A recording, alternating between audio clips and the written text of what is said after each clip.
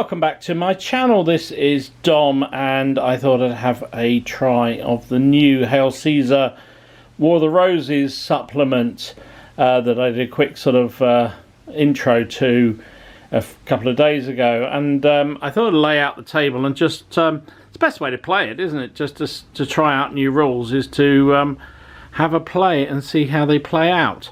As I said in the video, there's a few things that I thought I'd be interested to see how they actually work in the rules, so I thought that's a great way to try. So I've just laid out the table, fairly generic. There's a few hills out there which are a bit harder to see because they're under the mat, but there's a sort of hamlet, well, I guess a pigsty area and some fields, a couple of woods, broadly fairly open terrain, as befits the period. And I've lined up two forces, and I've tried to make them fairly varied with the figures I have. So they're deliberately got different troop types, different sorts of things, just to see how the game plays. You have to forgive some of the non-historic setup of these armies, because I had to take what I had, and I mainly have Lancastrians. Well, I've got the Stanleys as well, who kind of, you could argue, which they were probably on their own side rather than anybody else's.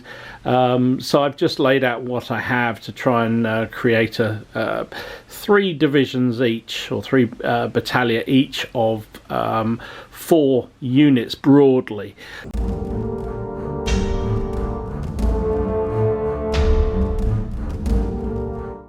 So let's have a look at what we've got. Over here we've got Henry Exeter. He's in the book. He is a level, a leadership rating of 8, a fighting value of 3. He has a special ability of when he defeats an enemy in hand-to-hand, they take a break test at -1, but it does mean he must follow up or do a sweeping advance with the unit he's with. So he's got 1 unit of bill and bow, 1 small unit of crossbowmen. There's Henry Holland himself there. May recognise the figure, some people.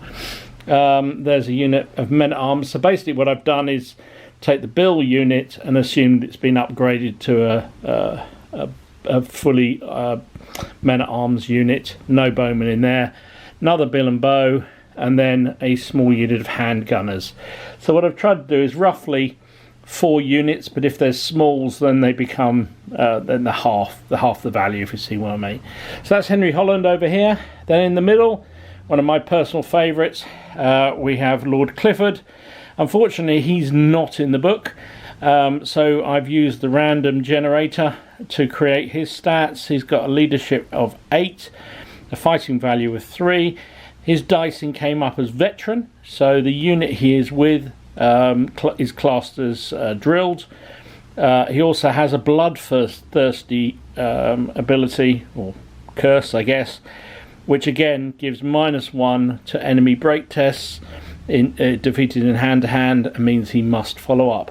He's got a large unit crossbowmen, a unit of bill and bow, a unit of men-at-arms, again upgraded bill, and a large unit, or not standard, they're standard not large, standard unit of handgunners, and that's a standard unit. I said large, but it's not, it's a standard unit.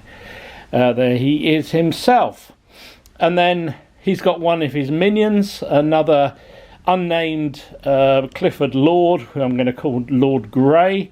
So again, I've used the random generator. He is a leadership rating of 8, fighting value of 2. He has the ability of reassuring, so it means the unit he is with has the steady rule, and I've given him, just to try it out, something a bit different. He's got a unit of light cavalry, a unit of mounted longbowmen, a unit of kerns, and a unit of mounted knights. We'll see how they play. And then going across to the other side, we've got John Howard, Duke of Norfolk. He is a leadership rating of 8, fighting value of 2. He has the ability that, he is in the book by the way, he has the special ability that he can re-roll the first blunder his brigade has in the game.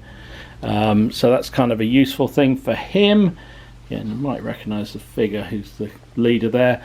Now in his battalion we've got a cannon, we've got a small unit of crossbowmen, we've got a unit of bill and bow, we've got some pike mercenaries, and another unit of bill and bow. So that's his unit. Then we've got one of Richard III's junior commanders, Francis Viscount Lovell. Now he again is randomly generated. He came out with a leadership rating of 8, a fighting value of 2. He had the keen special ability, which means he's eager, or his unit is eager, but he's also unpopular, so he blunders on an 11 or 12. So it's interesting, he blunders on an 11 or 12, and Howard doesn't blunder at all with his first test. So Lovell has a bill and bow unit, he has a men-at-arms unit there, another bill and bow, and he has another unit of spearmen stroke pikemen, mercenary. These are Flemish mercenaries, those are Scottish mercenaries, and these are Flemish mercenaries. So that's that. And then out here on the flank we've got the Earl of Devon, again randomly generated. He's a leadership rating of 8, a fighting value of 2. He has the keen special ability, which means he's eager, but he also is a coward, which gives him a -1 to break tests with the unit he's with, and if any brigade on his side breaks, he has the wavering special rule for his division, which is a little worrying. So there's bill and bow, pure bow, bill and bow. So there you go. That's the table. You've got, well, that's the forces. You've got a hill here. There's another hill over the far side there. This wooded area. The enclosures are just going to treat as light cover. There's another little hill there. I'm going to say the building can't be occupied itself, but the enclosure certainly can be. So we'll see how it goes. Okay, so I should have said I'm obviously playing this game solo. Not obviously, but I am playing this game solo. I didn't use the terrain generator from the book, but I did use the recon option. So basically both sides roll a d6. You get extra dice for each light cavalry you use, which is where Clifford's side had a distinct advantage because they had 2 light cavalry units, effectively the mounted longbow and the prickers. So they actually won, and they chose the side they're on. So I decided not to dice for weather because I'm trying out the rules basically, but I quite like the look of it. So 1 in 6 chance there'll be a weather impact. Shall I do the muster? I'll do the muster. So Henry Holland's division rolls a 2, so there's no effect. The Clifford's division rolls a 2, also no effect. Clifford's sub rolls a 3, no impact. Duke of Devon's, he rolls a 1, which means ill omen. He's not having much luck, is he? He rolls a 2. The division has 2 units of your choice which gain the freshly raised status. Oh dear, that's not good. We'll do Lovell next. He rolled a 6. Now that's a good omen. What does he get? 3.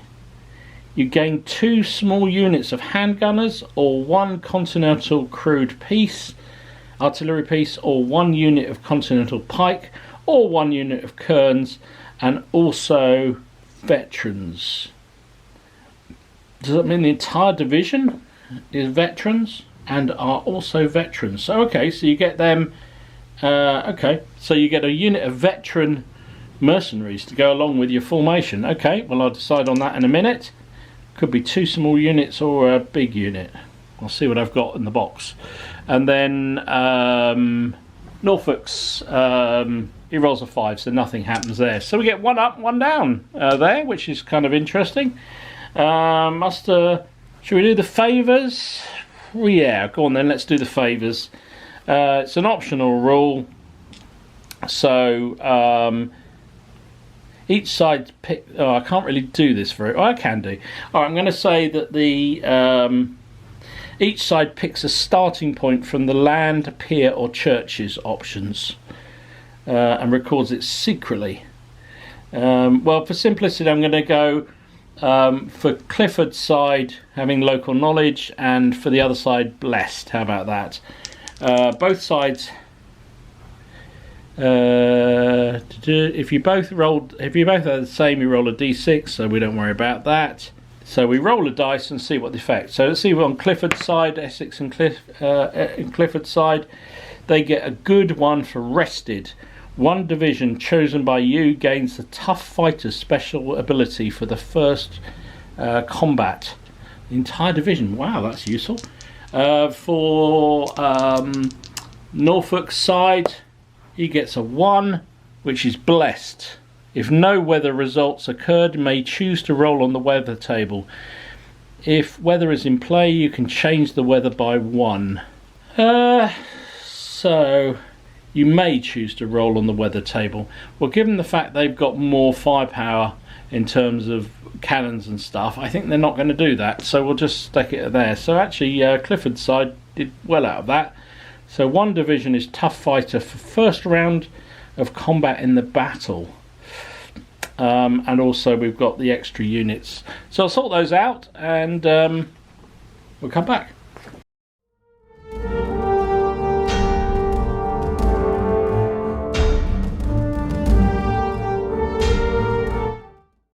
Right, we're all set for a game, I think. Let's see who gets the initiative. So 1, 2, 3, it's Clifford and Co. So Clifford and Co. it is. I'll start their first moves and then I'll be back. Right, first turn for the Lancastrians. I call them Lancastrians because they are. So first turn for the Lancastrians. I'm going to have, in this force is definitely Lancastrian. The other one is a bit of a mixed bag, but we'll call them Yorkists for the sake of this battle. So out here on the, basically the Lancastrians are up for this. All 3 divisions, or battalion, got 3 moves. So they have raced across the table.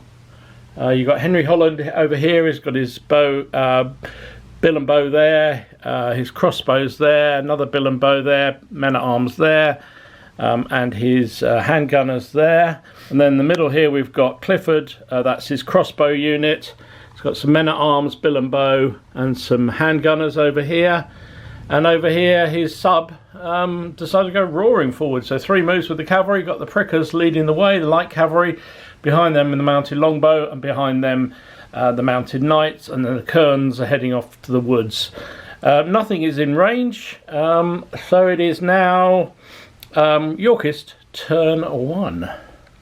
So heading out here on the Yorkist side of the table, if the Lancastrians were up for it, the Yorkists didn't seem to be quite so up for it.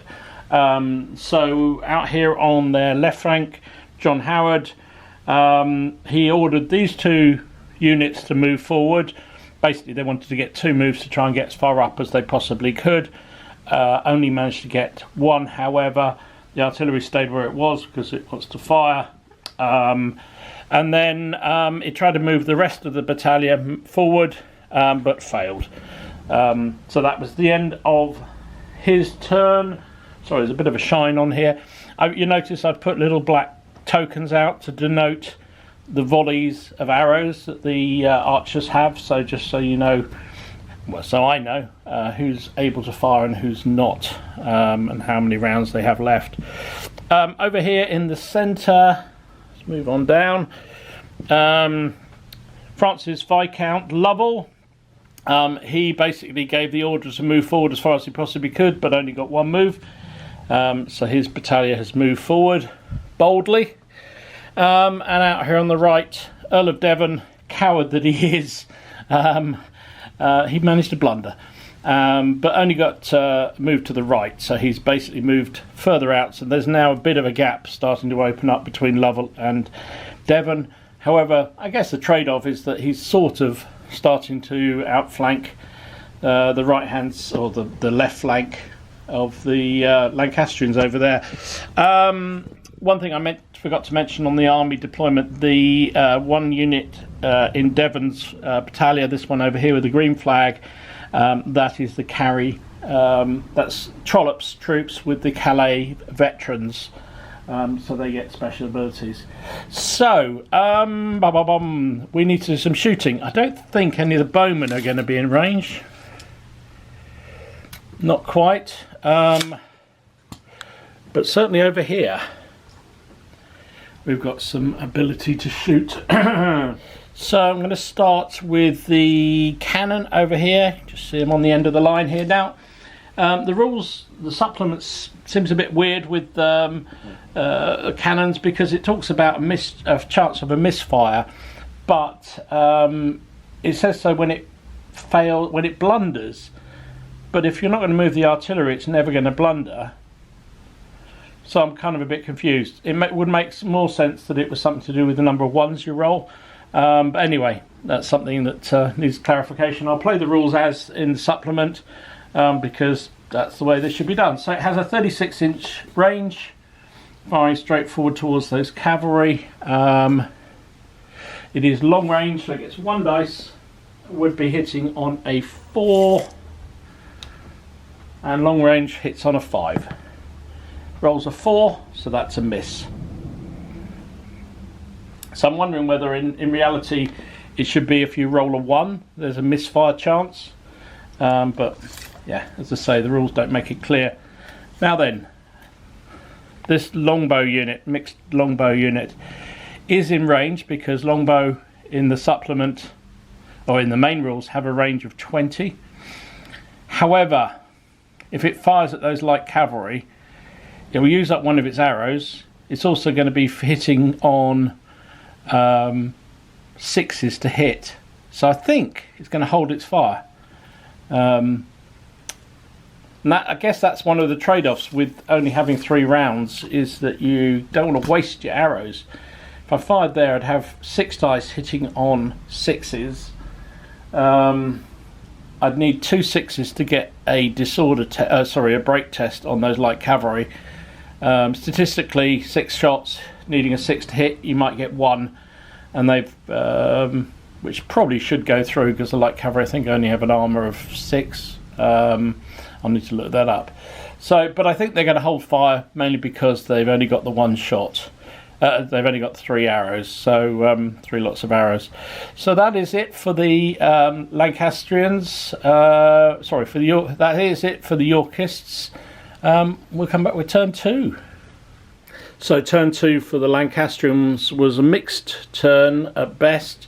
First of all, on Clifford's sub-general out here on the right-hand flank, Lord Grey, he ordered the light cavalry to move forward. They got 3 moves off and have moved up to actually start throwing javelins at the artillery. And then he ordered the mounted longbow to move up 2 moves and dismount. Sorry, but they failed. So they're too far away to get a re-roll. That basically stopped his cavalry movement in their tracks. The kerns didn't move anywhere. The mounted men-at-arms didn't move anywhere. Over here in the centre, Clifford's main battalion, I guess. The handgunners got 2 moves off and moved up through the wood, through the field there. The rest of the battalion got 1 move. These moved as a group. In fact, all these moved as a group. Got 1 move and so have shuffled further forward. Sorry, the sun's a bit blinding at the moment. It's unusual in Britain in this time of year. Over here on Henry Holland's flank, everything moved individually and it all successfully went off, which is good. So the handgunners moved through the wood, formed back up again on the other side.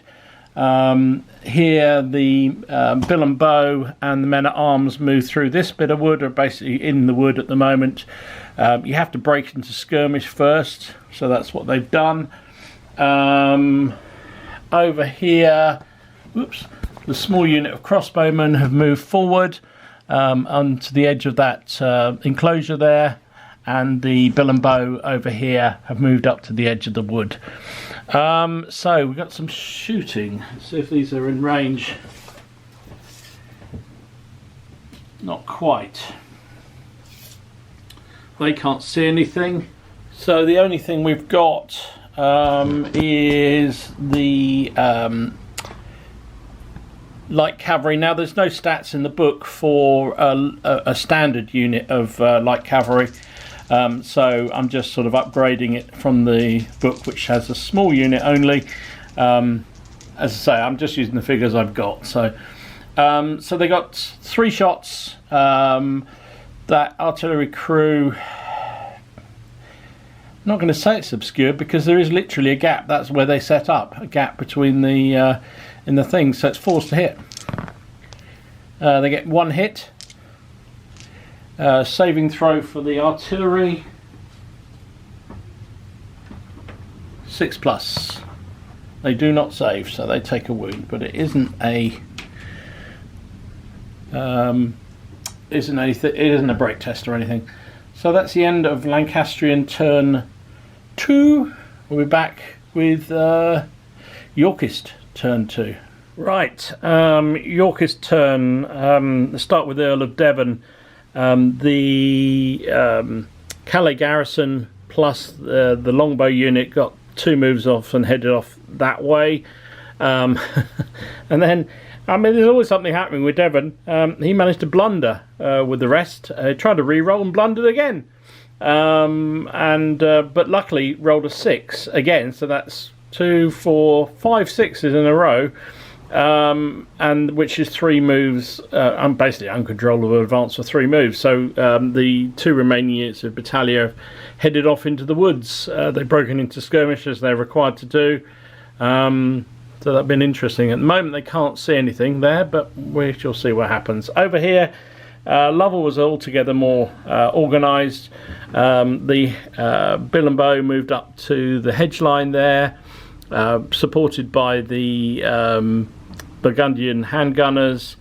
The Flemish spearmen moved across. They're allowed to do 1 because they're medieval pike.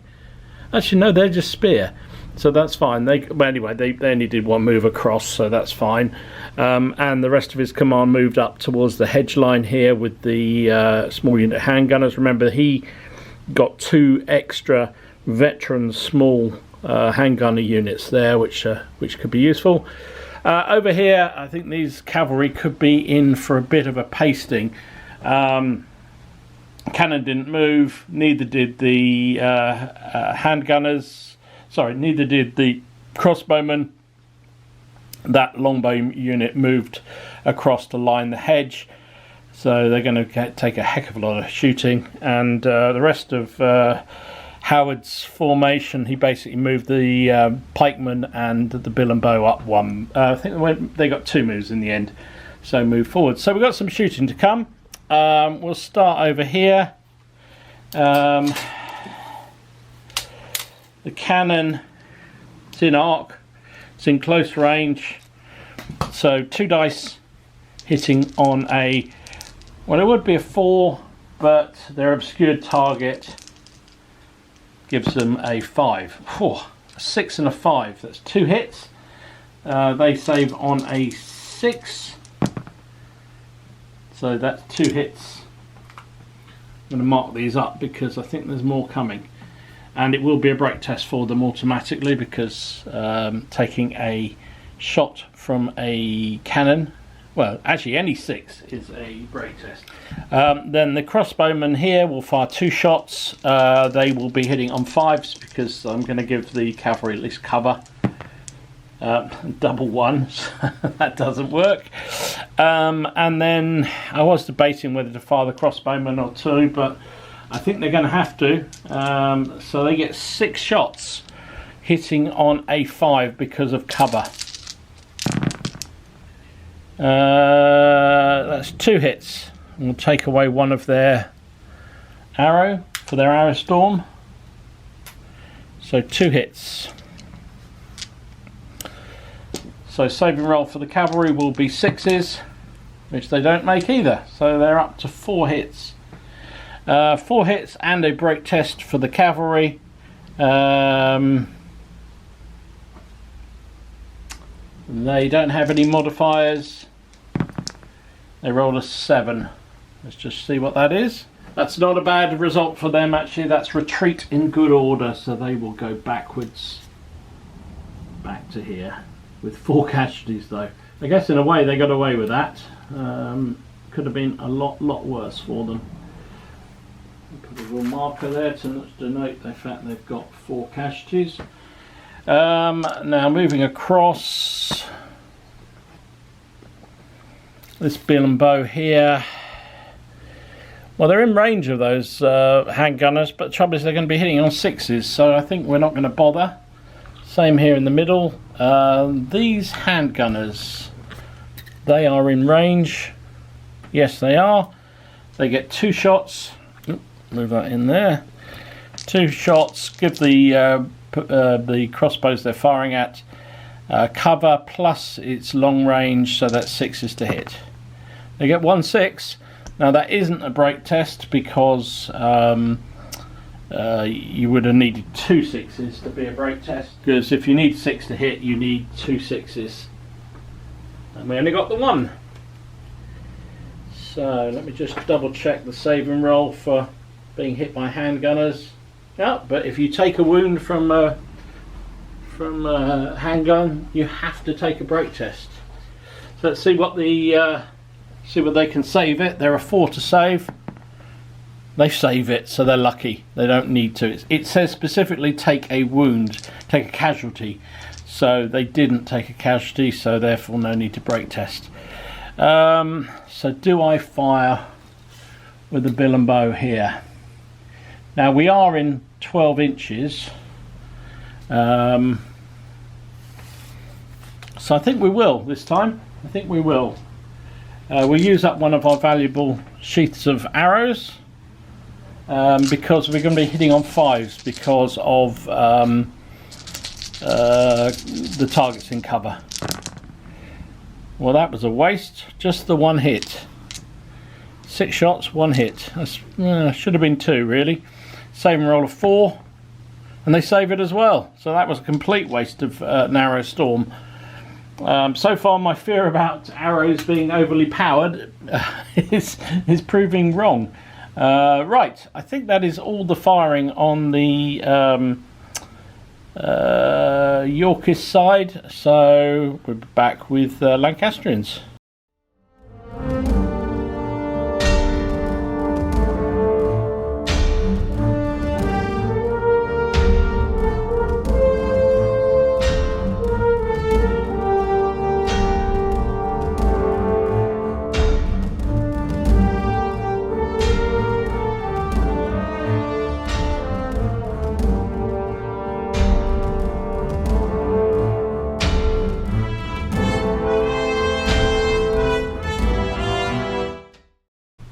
Right, a busy turn for the Lancastrians this time.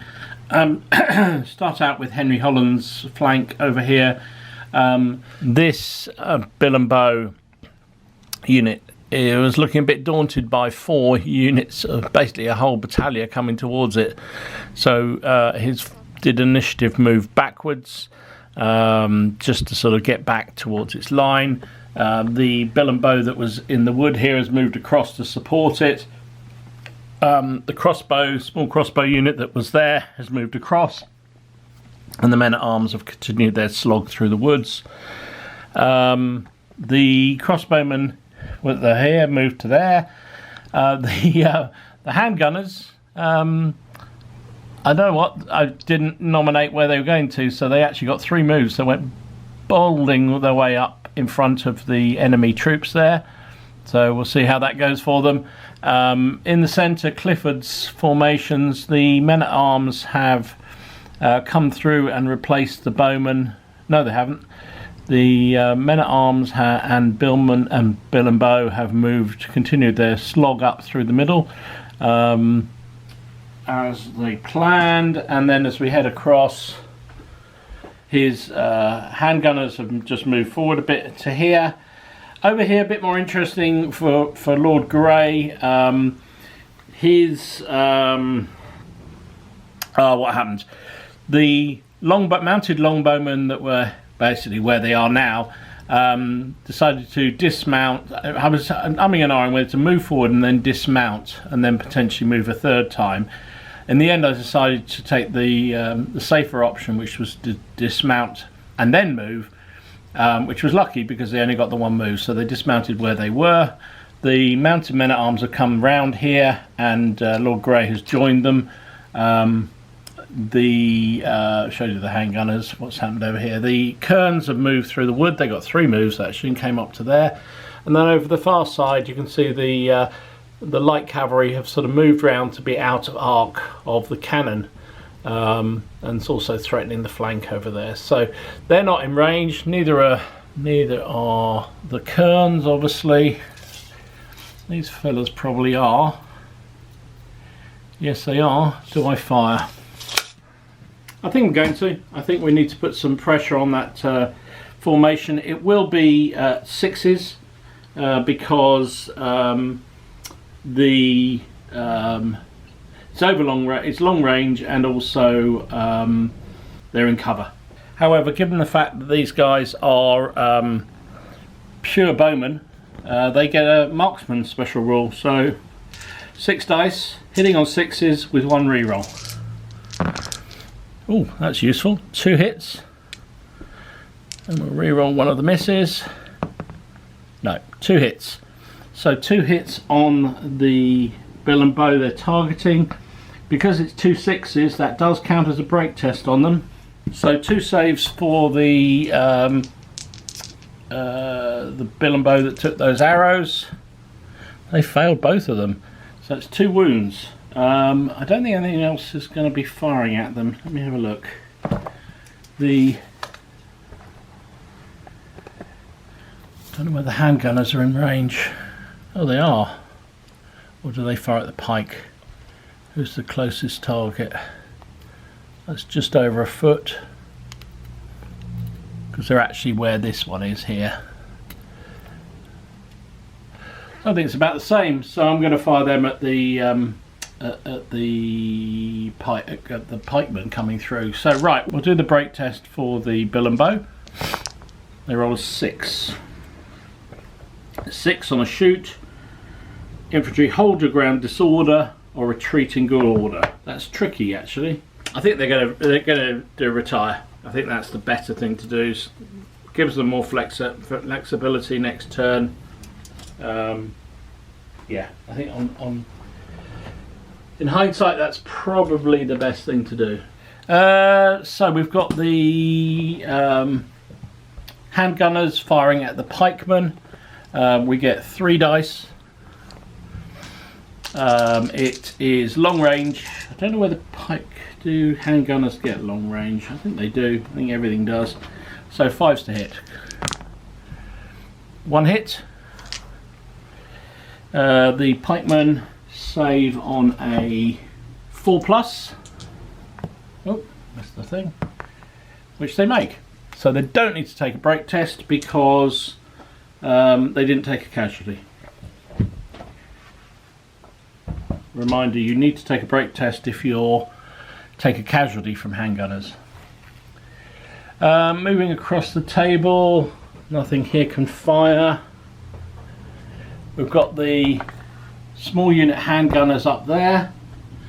They will have to fire at their opposite numbers, I think. Yeah, 2 shots hitting on a 5 because they are in cover. Nope. Nothing else over here. The crossbowmen here will fire at the against the bill and bow over here. Gonna be 5s to hit. Oh, hang on, what range is it? It's effective range, 5s to hit. That's 1 hit, and it is a 6. They save on a 4. They save, but they will need to do a break test. I don't think don't think there's anything else. Well, I might fire. Trouble is, if I fire them, the same problem again. You're going to run out of arrows very quickly. So I think we'll just stick with the break test that they've got. They roll an 8. An 8 will probably be hold your ground. Yep, hold your ground without penalty. Should I have fired? This is interesting. Actually, I kind of like this now. You don't just automatically fire with your longbowman because you're worried about running out of ammo. Especially in a situation like over here, where you got 2 regiments up against a whole battalion. You kind of want to make your shots count, which is interesting. Interesting change to the. I wasn't expecting that. I thought the impact of 6 shots would be devastating, but maybe not so bad. Maybe it's not so bad. We'll see. I mean, I have got quite a lot of terrain here, so if it was more open, that might change the dynamics a bit. But the fact you're always getting a -1 for firing at long range means any cover means you're hitting on 6s. So quite tough. Anyway, that is the end of the Yorkist turn. I'll be back with the... Sorry, that was the end of the Lancastrian turn. I'll be back with the Yorkists. Over here with Devon's forces, he basically did a battalion order, 1 move forward. Well, in fact, he was trying to do 2 moves forward, but only got 1 off. So they ended up exactly where they are. Basically, he's got 2 units that can fire on that 1 Essex bill and bow, so we'll see how that works out. Over here in the middle, this got much more exciting. So the Flemish spearmen basically wanted to attack the crossbowmen. They needed 3 moves because of climbing over the hedge to get there, but only managed to get 1 off. Managed to get across the hedge, but didn't manage to quite contact those crossbowmen. The bill and bow from Lovell's battalion moved up alongside them. What happened here? I know this was a bit more successful. So Lovell's other charge here was the bill and bow charged the handgunners there. The men-at-arms moved up behind, and the small unit of handgunners are there. The other handgunners are to the right, with behind the spearmen. Over here, what happened? Oh, crikey, what didn't happen? So the pikemen were in initiative distance of those cavalry, so decided to do 1 move forward.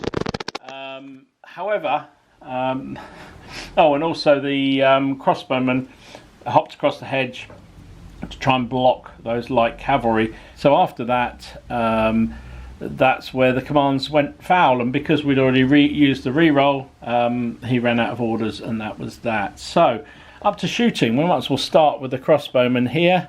So crossbowmen have 2 shots. They are firing, needing just a 4. They get a 6 and a 1, 6 and a 3, so that's a hit. They save, I think they're 5s. No, 3 won't do it, so they're now up to 5 casualties, and they will need to do a break test. Nothing else is going to be firing at them.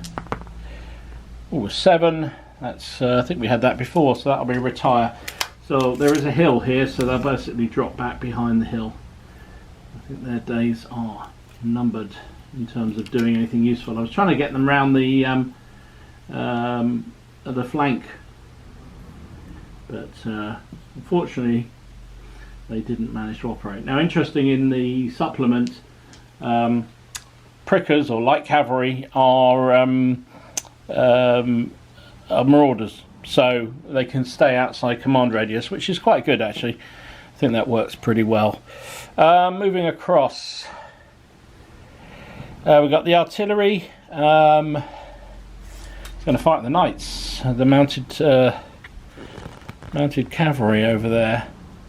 It's over long range, so it's only 1 dice. Hitting on a 5. No, a 1. It's a miss.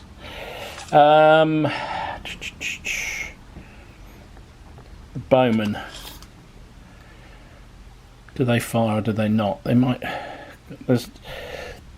Those cavalry are not going to charge the pikemen because that would be suicidal. So they're really going to be coming for these fellas. Oh, by the way, Lord Grey joined those men-at-arms, mounted men-at-arms. So I think we're going to have to put a shot in on the cavalry. We've only got 2 left, but we're going to use our last but one. 6 shots on the cavalry. It's long range, so it's going to be 5s to hit. Oh, that's pretty good. 3 hits, including a 6. They save on a 4, I believe. Save 2 of them, but they could take 1 casualty, and it will be a break test for them. I don't think there's going to be another shooting on them. Break test of a 9. They're absolutely fine with that, so don't worry. Is there a risk to general? So simple answer is no. It doesn't need to take a risk to general because only if the unit is shaken or destroyed by the shooting. So that is that. Pikemen obviously can't do anything. The bill and bow here in the middle. Do they fire? I think they might have to. They're within. No, they're just outside 12. Again, I think they're going to hold their fire for the moment. Over here, we've got. Let's take the smoke away. Oh, it was getting all arty there. So we've got the charge going in there. So the defenders get to fire. They get 2 shots. It would be hitting on 4s, but it's harder to hit when it's closing fire, so hitting on 5s. Get 1 hit. Saving on a 4. They do not save it. So, because that is a hit by handgun, they have to do a break test.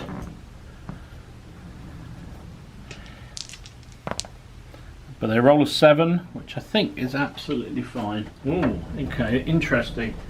So they're not absolutely fine. It's hold your ground disordered, or hold your ground disordered, or retreat in good order. Well, given the fact they're charging into combat, I think they're just going to have to take the disorder with them. So they charge in, even though they are now disordered. Moving across, these guys can't fire because they'll be supporting. These guys can't fire because they're stuck behind. We've got the bowman there. I guess they're going to have to fire at the opposition bowman in front of them. Yeah, that's what we'll have to do.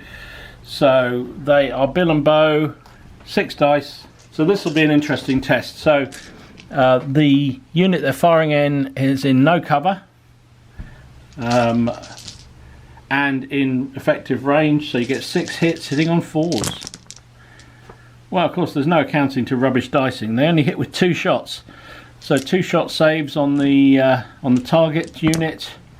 Save 1, lost 1, and that Lovell unit is down to just one arrow storm left, which is intriguing. So let's move across to here. We've got the Calais veterans over here who will fire. What's the distance? It's ineffective range. Ineffective range, not ineffective range. So they get 6 shots hitting on 4s. Well, that's better. That's 4 hits, including 2 6s. 4 saves a 4. Save 1. Wow. So that's 3 go through. And a break test. And then the guys in the wood there will also fire. I'll just take away the arrow storm marker so I know. I need that dice. So they also will be hitting on 4s. Just 2 dice this time. 2 hits this time. Save 1, lost 1. So that means this unit has taken 4 losses and will need to take a break test. They rolled a 9, however, So they're absolutely, well, I was going to say absolutely fine, but they're not exactly fine. Take that arrow storm. That's the first arrow from that unit, first arrow from the Calais garrison. So, okay. Okay, so this is going to be messy for the Lancastrians, I think. They get 3 dice only for a small unit of crossbows. They have already fired at the charge. No bonuses, so they're hitting on 4s. The bill and bow coming in on them. That's a household bill and bow, which is 7 dice, hitting on a 3, but down to a 4 because they were disordered by that break test they took as they charged in. However, yeah, so it becomes a 4. They also get 2 dice from the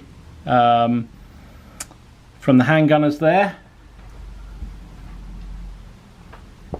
and the support from the bill and bow is another 3 dice. Could be very, very messy. Now they're all hitting on 4s, and the Yorkists are hitting on 3s. Also hitting on 4s. So we'll start with the defenders. They get 1 hit. And then the attackers have 3, 6, 9, 12 dice hitting on 4s. No tough fighters there.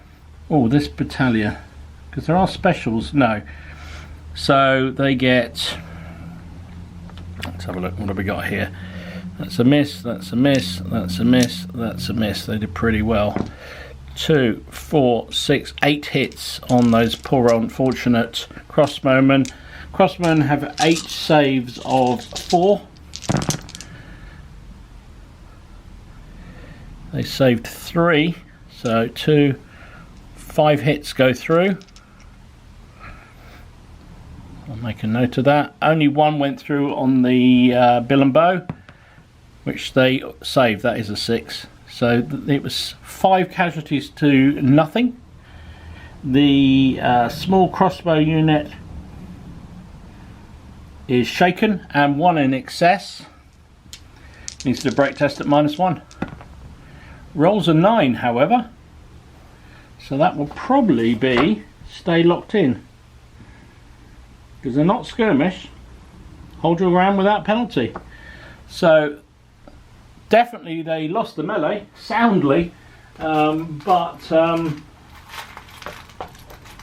managed to cling on somehow. So we'll put a marker there to say that melee was 1. They took, it goes back down to 4 because they've got no supports to offload the excess onto. So yeah, that was intriguing. So even 12 against that, they managed to 12 dice against 3, and they managed to hold in there. Right, on to the Lancastrian turn, I guess. So okay, an interesting turn for the Lancastrians. I could do it with a pointy stick really, but never mind. The mounted men at arms that were up here were actually in proximity of the Scottish pikemen there. And under Hail Caesar, the rule says that if you're within proximity, which is 12 inches and in their front arc, which they were, you can't ignore them. So you can either move towards them or away from them. Given the fact charging even men at arms against pikemen is probably not the best thing to do, they've taken the option to move away, so they did an initiative move away. The dismounted longbowmen have moved 1 move further forward. The handgunners in front of the pikemen have moved forward. What else happened? The Kerns got 1 move to come out of the woods, wanted a bit more but didn't, and Lord Grey has moved across to rally off 1 of the casualties from the light cavalry, are now sort of at least reasonably safe behind that hill. Over here in the centre, well, I'll go to the other wing because that's probably more pertinent first of all. So what happened? So a lot happened here. In Holland's battalion, the men-at-arms did a charge through onto Lovell's longbowmen here. or bill and bow.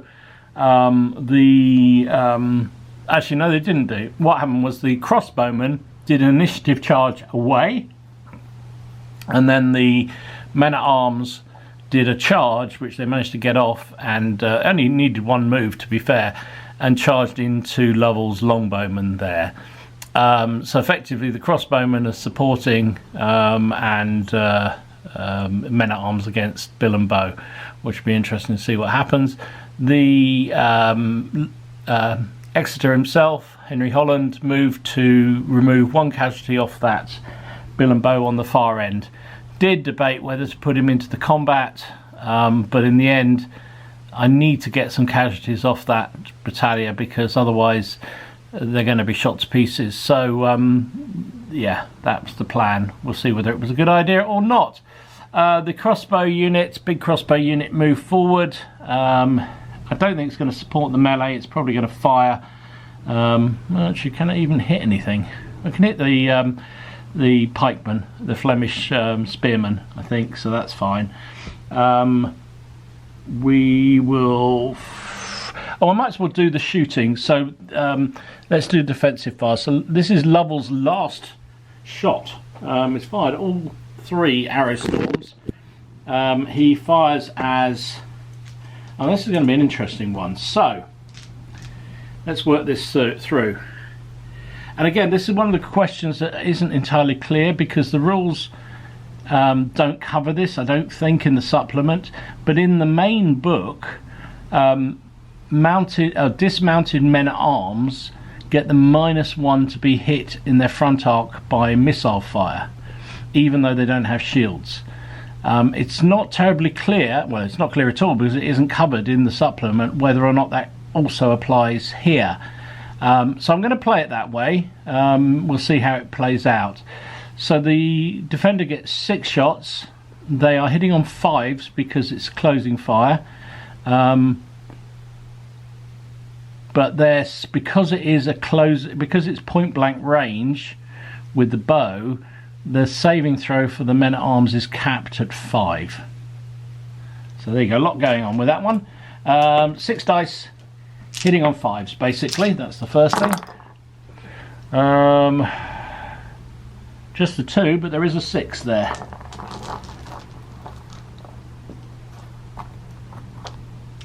So 2 hits, they're saving on a 5 because it's point blank range. They save 1, lost 1.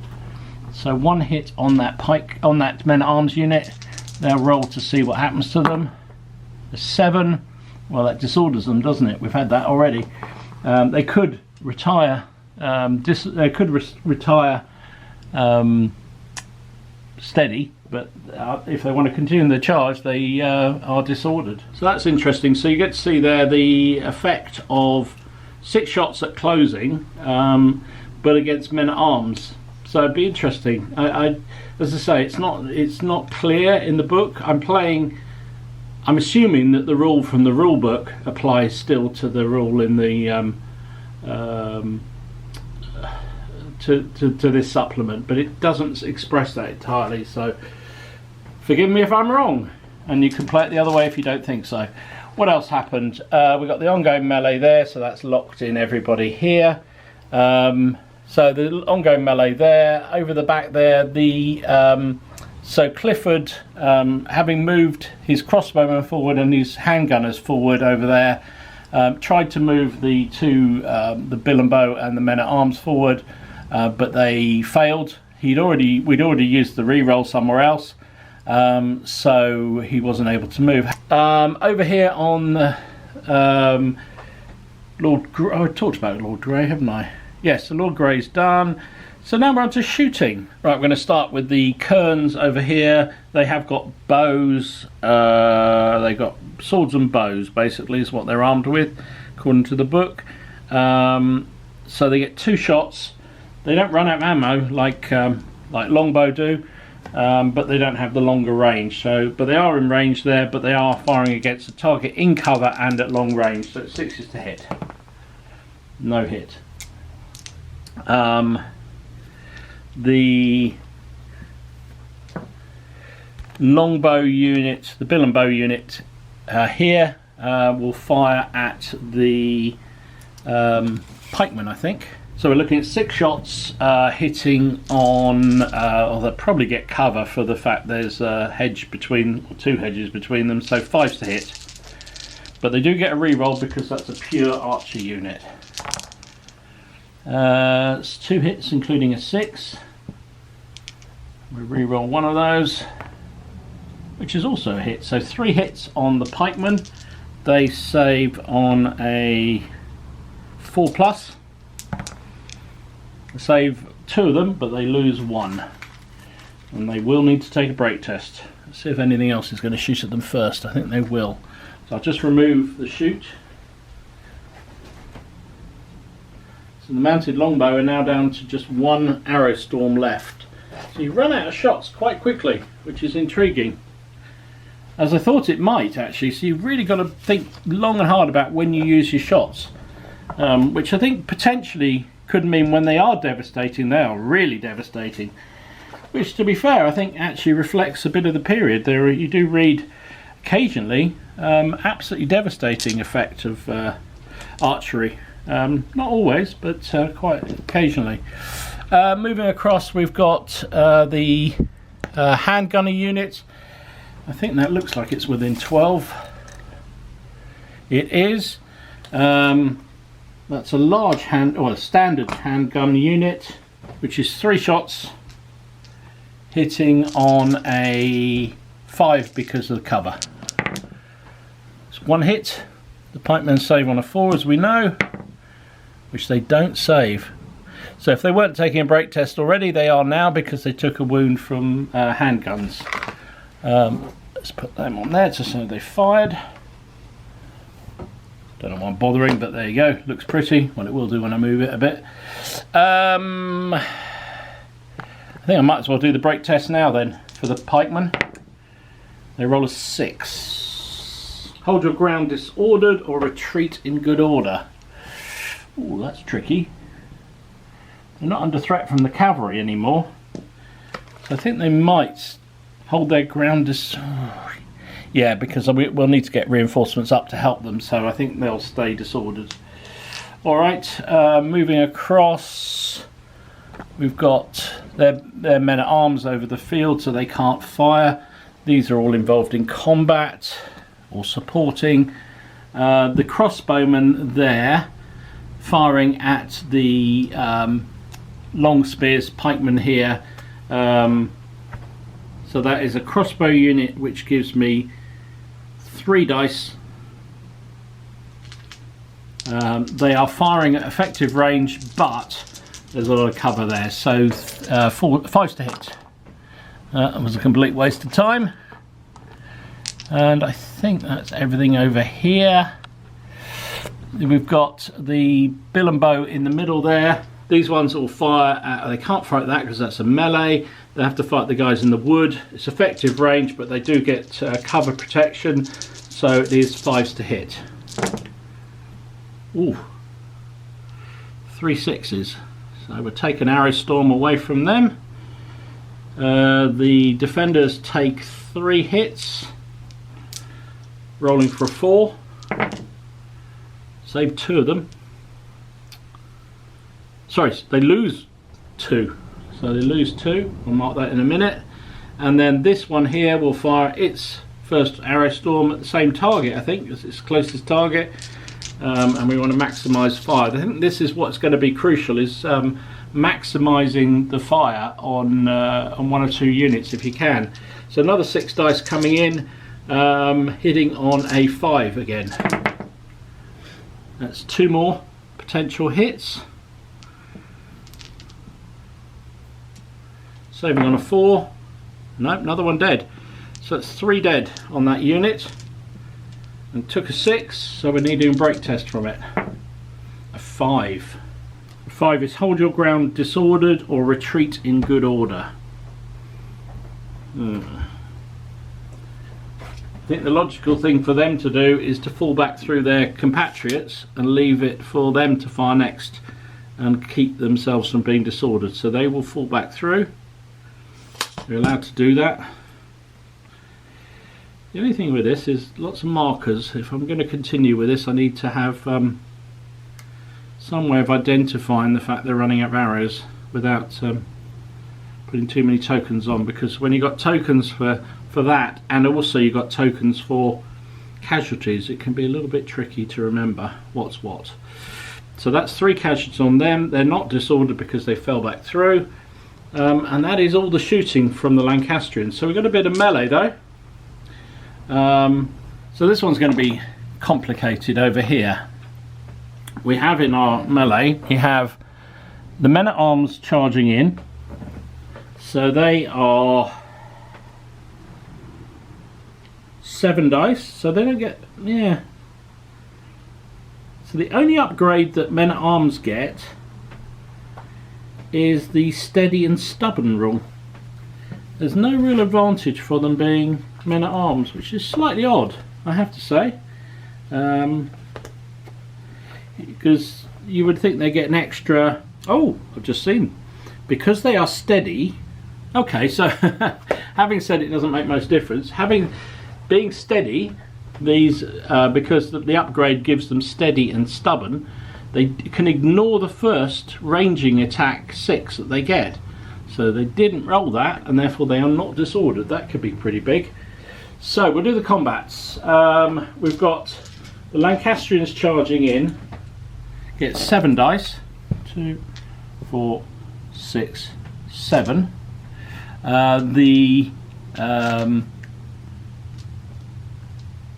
Bill and Bow defending also gets 7. So that's intriguing. So there's no real difference between in hand-to-hand, in combat, pure, there's no difference in these rules between household Bill and Bow and men-at-arms. I feel that maybe the men-at-arms should be better. If they are pure men-at-arms, they should be better than that. Anyway, we'll carry on as we're going. So we got 7 versus 7. The men-at-arms are supported by the crossbowmen that fell back, so they get 2 dice for those. And what else we got? Supports. I think that's all they've got. Supports. Lovell's unit has got the spearmen as supports, which gives them 3 dice. And I'm not going to use this unit here because, well, they can't, because they could support. Trouble is, then they won't be able to do anything next go, and I think I'm going to want to move them, or at least fire them. So I'm only going to use the one. Plus, I suppose they can use the support from here. 2 dice from there as well. So we've got the attackers have 7 dice hitting on 3s. Okay, so remember at the very beginning the fate thing happened. They had one. Basically, the Lancastrians had one brigade that was battalion that was a tough fighter, and it was Exeter. So, which means they get 1 reroll for the first combat they do. Didn't make any difference. So they've hit with 6, and then they get 2 supports as well that hit on 4s, which both miss. The defender gets 12 dice hitting on 4s because they've got a lot of support.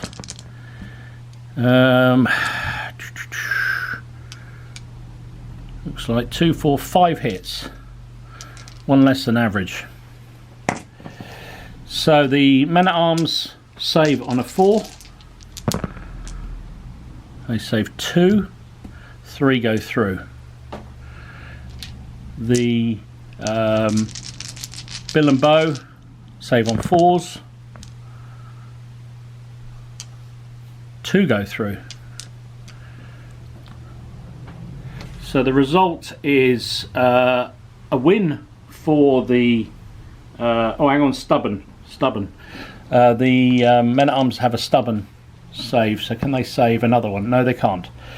So the upshot is the men-at-arms lose by 1. Break test at -1. A 6. Retreat in good order together with supports. Okay, I shall move that and be back. Right, so you can see the men-at-arms have pulled back, the crossbowmen pulled back even further because they had to go through the longbowmen. I decided that the Lovell's unit wouldn't follow up. I know they're out of arrows. Oh, maybe they are out of arrows. Yeah, they're going to follow up. They're going to carry on. They're going to follow them up. Feels a bit wrong. Men-at-arms seem a bit toothless. They get all the special ups and downs, but they don't get any extra dice or armour.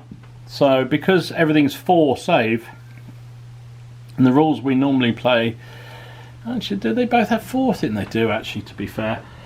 I don't know. That just seems a bit weird that men-at-arms shouldn't be able to beat. I know the situation there was the defender had a lot of supports, which made a big difference. All right, let's keep going. We've got behind the tree here. Oops.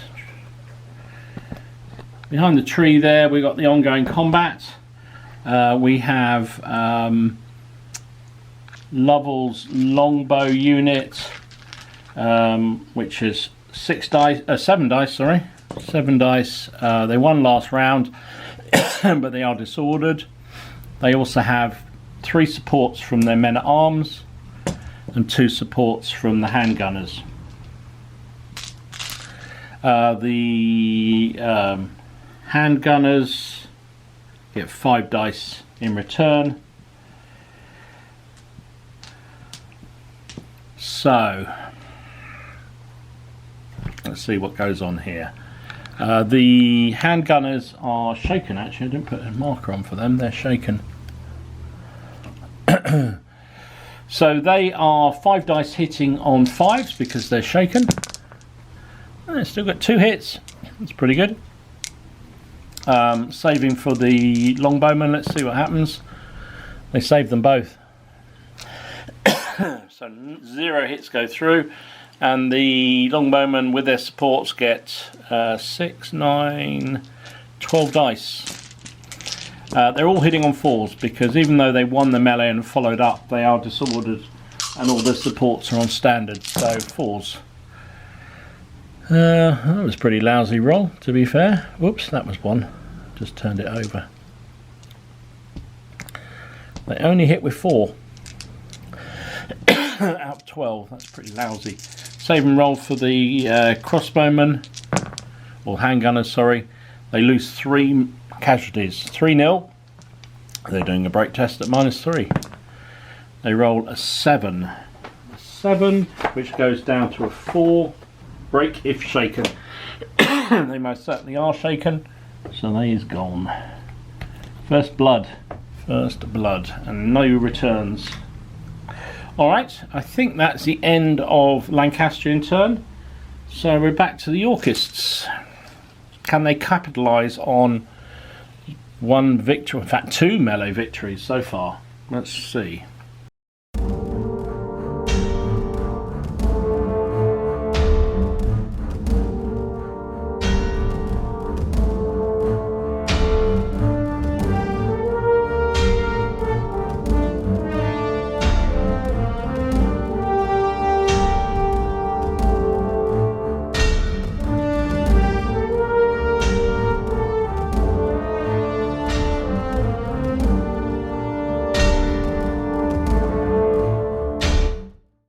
So, so a very mixed bag for the Yorkists here. So what happened? Start out here, the Trollops and his Calais garrison with Devonshire or Devon attached. Basically, did an initiative move to move up to very close range of firing at those. Tried to move the longbow unit round, but it only got 1 move, so it got to there. These guys in the woods moved forward 1 move under initiative, so now at the front, and the guys behind moved up to support them, so they're the damaged one behind. Obviously got the ongoing melee there. The handgunners moved up to support. The spearmen, mercenary spearmen, have charged the crossbowmen. Was hoping to get some support by the other handgunner unit there, but it failed, and that was that. Over here, the This longbow unit obviously can't move because it's disordered. Can't fire anything because that's a melee, so I might as well take that off while I'm here. The men-at-arms unit that was over here was joined by Lovell. He has a keen special rule, which means the troops he's with are eager, which means they get free charge, free first move for a charge. So they still needed 3. They only rolled 1, which meant they only moved 2 moves. So they get the free 1 plus 1, which wasn't quite enough to contact the enemy at the back there, which is a bit of a shame. And then doubly a shame because I wanted to move this bill and bow up to support them. They failed, and because I'd already used the reroll somewhere else, that meant Howard couldn't move anywhere. So they're sitting there doing diddly squat. As again, I'll take off that disorder while I'm here because it's obviously not a shooter unit, so can't really do anything. So we're on to firing for the Yorkists. This crossbow unit, gonna have to fire. It's in arc, but it is at long range. So it's 2 shots hitting on a 5. Nothing. The cannon, I think probably they have to now fire at the Kerns. It's only 1 die. Oh, hang on. No, it's 2 dice. 2 dice hitting on a well, it's half range, so it's not long range, so it's 4s. Oop, a 5 and a 4. That is a hit. They will be saving on what do Kerns have anyway as armour? Only have a 6 anyway. Saved 1, but lost 1. So that is a break test for them because they've been hit by a gunpowder weapon, and they don't like that. Nobody likes that, do they? Might as well do that here while we're here. An 11. I think they're fine. The longbow unit here. Does it fire? Does it hold its fire? Only got 1 shot left. I think it's going to hold its fire. Needs to keep that shot in hand. Over here we've got the other longbow unit here in Howard's command. They've still got all 3 shots, so I think they're going to use 1 and fire at those handgunners over there. So we get 6 shots hitting on 5s, no 6s, long range and in cover. Absolutely nothing. That was a waste. That's the danger of using firing at 6. This unit, as we said, couldn't fire because that's a hand-to-hand. I'll do the crossbowmen firing defensively at the spearmen coming into them. They are, what are they going to be? 3 dice hitting on 5s. That's 1 hit, and it is a 6. So the pikemen or the spearmen are 4+. Everything seems to be 4+, which they don't save. So they take a loss, and they will have to take a break test. I don't think anyone else is going to fire at them. A 5. Hold your ground disordered or retreat in good order. Well, they've charged a contact, so I think they'll just go in disordered. Alright, that is that. And then this melee is already going. We've got the longbow at the edge of the wood. They get 6 dice.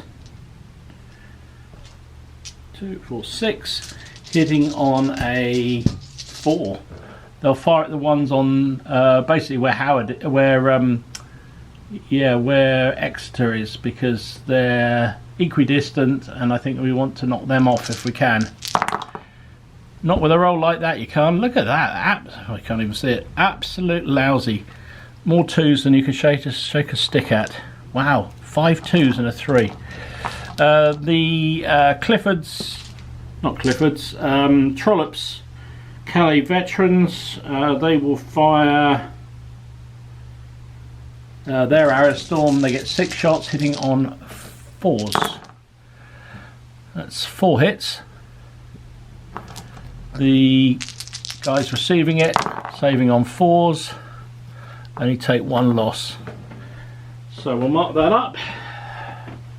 Take the arrow storms off, so the Calais garrison are down to 1, down to 1 arrow, and the guys in the woods are on 2 because they were the ones that moved through. So we've got a couple of melees. To go on with. So the ongoing melee with the bill and bow, they get 7 dice and then 2 dice for the supports from the handgunners. They are hitting, so the 7 are hitting on 3s because they're following up, so I'll do them. Ooh, that's not so good.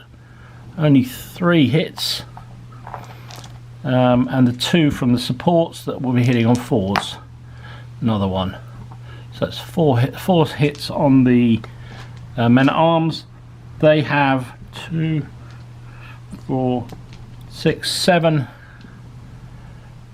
And I think they're going to have to take the support from the longbow next to them, which is 3 more dice. So they get 10 dice hitting on 4s.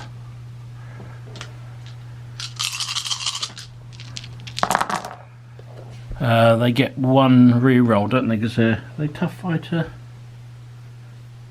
Yes, because that was only for first combat, so no, they don't. Alright, so they hit with 5 hits. I could turn this around. So saving roll for the Lovell's, for the men at arms is going to be 4s.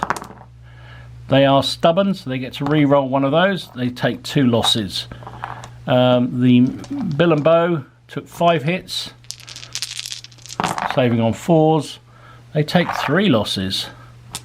So that's a turnaround. The men at arms held them and have thrown them back, so they're up to 5, which is not 1 off their stamina. And the men at arms took 2, so they are shaken. Okay, so it was a win for the men at arms this time. So the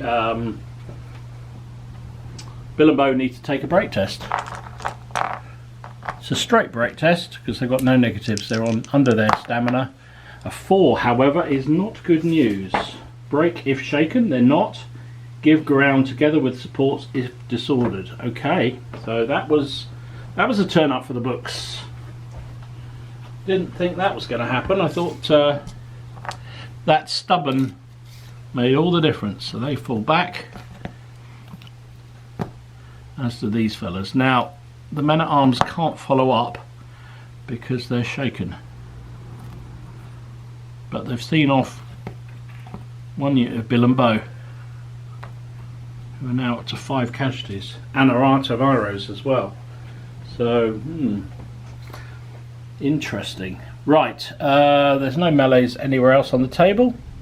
So that is the end. Oh no, we've got the, sorry, there is. Probably daft on. We've got the spearman against the crossbow unit in the woods there.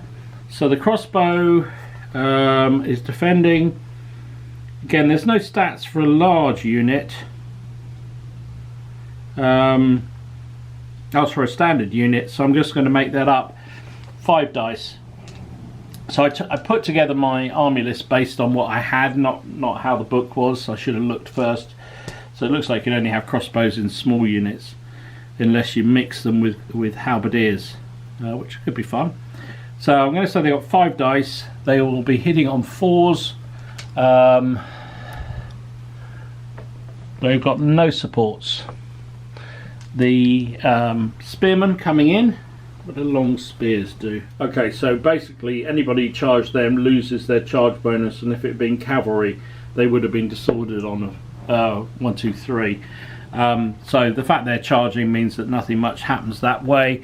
They get spearmen get 7 dice. There's a fair standardization of dicing in this. They got no supports. They are disordered themselves, so they are hitting on 4s, as are the defender.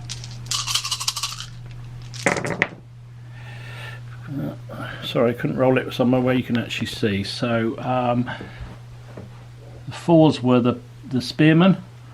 So they only hit with 2. That's pretty lousy. If they'd had the charge bonus, if they hadn't been disordered by the shoot, they would have done alright. And actually the crossbowmen got 3. So the crossbowmen, they inflicted 3 on the spearmen. Spearmen have a save of 4, which they saved 2 of, so 1 goes through, and the 2 hits on the crossbowmen both failed. So 2 go through on them. So it's a win for the spearmen somehow. Crossbowmen need a straight break test. They rolled a 3. Well, that's a goner. They rout, and they are broken. Right, so there's a big hole now in the centre there. Yeah, Exeter's looking a little nervous. He's very isolated, and it looks like the his wing is going to be beaten off by 2 battaglia, or at least 1.5 battaglia. So it's going to be Lancastrian turn next. See if they can turn it around. Right, Lancastrian turn is over. Interesting one. What happened first of all? Lord Grey, who was attached to this unit of light cavalry, tried to charge the crossbowmen, needed 2 moves, only got 1, so ended up there, which was a bit of a pain. But then blow me the Kerns decided also to charge. They got 3 moves, so they managed to smash into the crossbowman unit. So we'll do the crossbow firing at them as they come in. Will be 2 shots hitting on 5s. Oh, a 6. Saving is not done, so they're up to 2 casualties, and they need to take a break test. However, an 11 is not going to trouble them. What else happened? The longbow unit moved forward under initiative just to there. The handgunners over there didn't move, and the mounted men-at-arms have brought themselves round, eyeing up this unit of bill and bow here. What else? Moving across the table, the Clifford joined the men-at-arms and charged the opposition men-at-arms there, backed up by the bill and bow behind them, so they are supported, but they've also got their general with them. So Lovell against Clifford coming up there. The small unit of crossbows, which was over here, has moved across to at least try and block the flank where those spearmen were victorious last turn. At least they're disordered for the moment.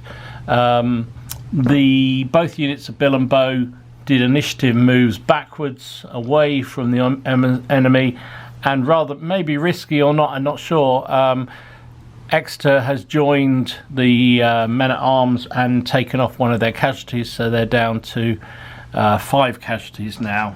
So we've got some shooting to come, so we'll fire. These bowmen will fire at the bowmen in the wood. They'll lose one of their arrow storms, so they're down to just 1 arrow storm left. 6 shots hitting on 5s. Wow. It looked. I mean, if it had been 4s, that would have been quite nice. But they only got 2 hits. 1 was a 6, however. And as we know, 6s are useful. Save and roll for these fellas. Don't save either of them. That's their first casualties, I think. Yep, that is their first casualty because that's a fresh unit. So 2 dice against them. Actually, I'll just mark it with 2. How about that? That might be either 2 or 6. And then these fellas here, I think they'll fire. They've only got 2 shots themselves. They're going to fire one of them against the Calais garrison here, I think, because they're in the open. So it's going to be 4s to hit. Just the 2 again. Just the 2 hits. Saving on 4s. That's 1 casualty on them. Now they will need a break test, but I think no, drilled and tough fighter they get, so they do need to do a break test. They are fine with an 8, so that's cool. So I'll just mark that up. Back in a second. And then in the woods, we've got the crossbows can fire 2 shots at the spearmen. I think they're both in a bit of cover there, so 5's to hit. Get 1 hit. Crossbow, the spearmen save on a 4. They save it, however, so they are fine. So we just got the 2 melees, I think. I've done everything else. Yeah. Let's come back to that one. We'll do this one over here because this one feels less significant in some ways. Let's get rid of that. So the small unit of crossbowmen only gets 3 dice. That's all they have. They can't be supported by the artillery, I don't think. So it's just the kerns get 5 dice. So they're not particularly vicious. They also get support from those light cavalry of 3. So the crossbowmen need 4s. They get 2 hits. The kerns need 3s. Oops, get the lot. Oof, that could be devastating. And the prickers behind hit on 4s. That's another hit there. So the kerns save on a 6+. They don't save either of them, so they're up to 4 casualties now.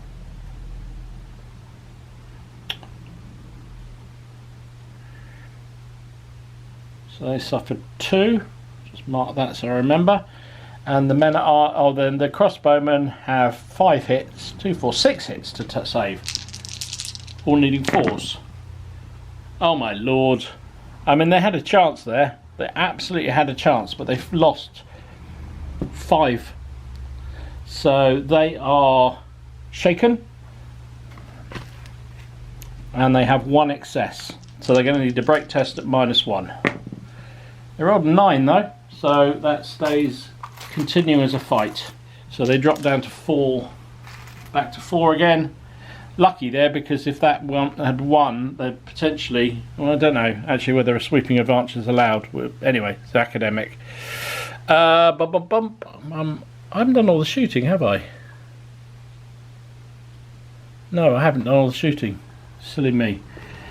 I forgot to do the handgunners there, firing at the spearmen, at the pikemen. So you got 3 dice, hitting on a 5. That's 3 hits. 3 hits on these fellas. 2 of them go through. So it's definitely a break test for them. And have they got any arrows left? They've got 1 arrow left, so I think they're going to fire it. So they get 6 shots. Firing against these fellas.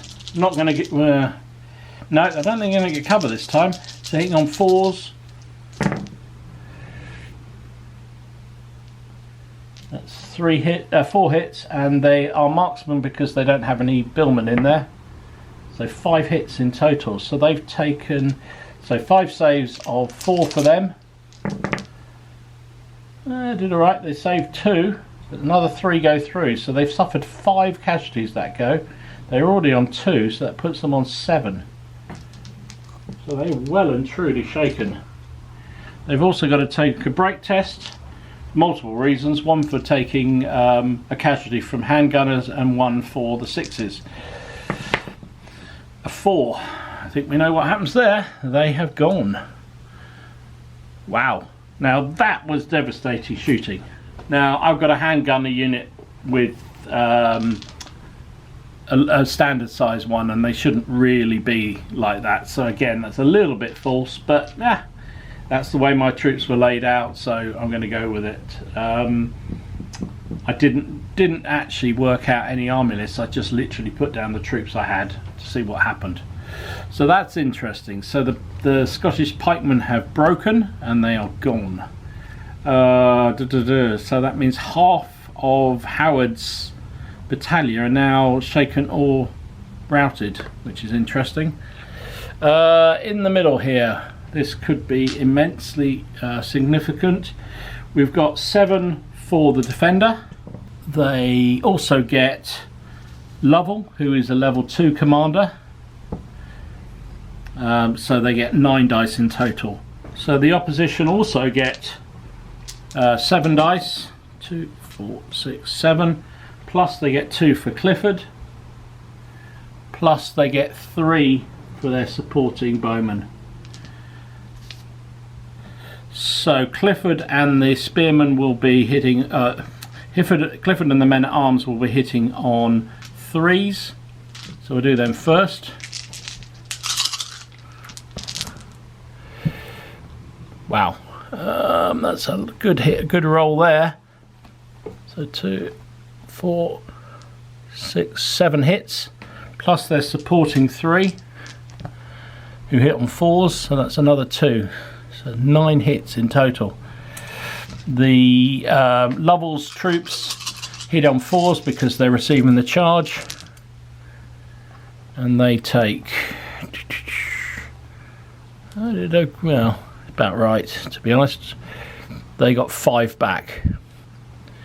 So 5 saves for Clifford's men. They lose 2. And 2, 4, 6, 8, 9 saves for Lovell's men. Ooh, not so good. They lose 2, 4, 5. So 5 plays 2. Right, just had to remind myself the rules on commanders. So under this rules, only a double. If you're involved in hand to hand, you roll a d6, 2d6, and a double 6 once something's happened to the commander. So we'll risk to general for Lovell. No, risk to general for oh blimey, nearly Clifford. He rolled an 11. So he's fine as well. So it's 5b2. Neither are shaken. So it's a break test at evens for Lovell's men. However, Clifford had the trait bloodthirsty, which means an enemy doing a break test against him must roll on -1. So would be straight up, but it's now -1. Rolls an 11, which goes to a 10.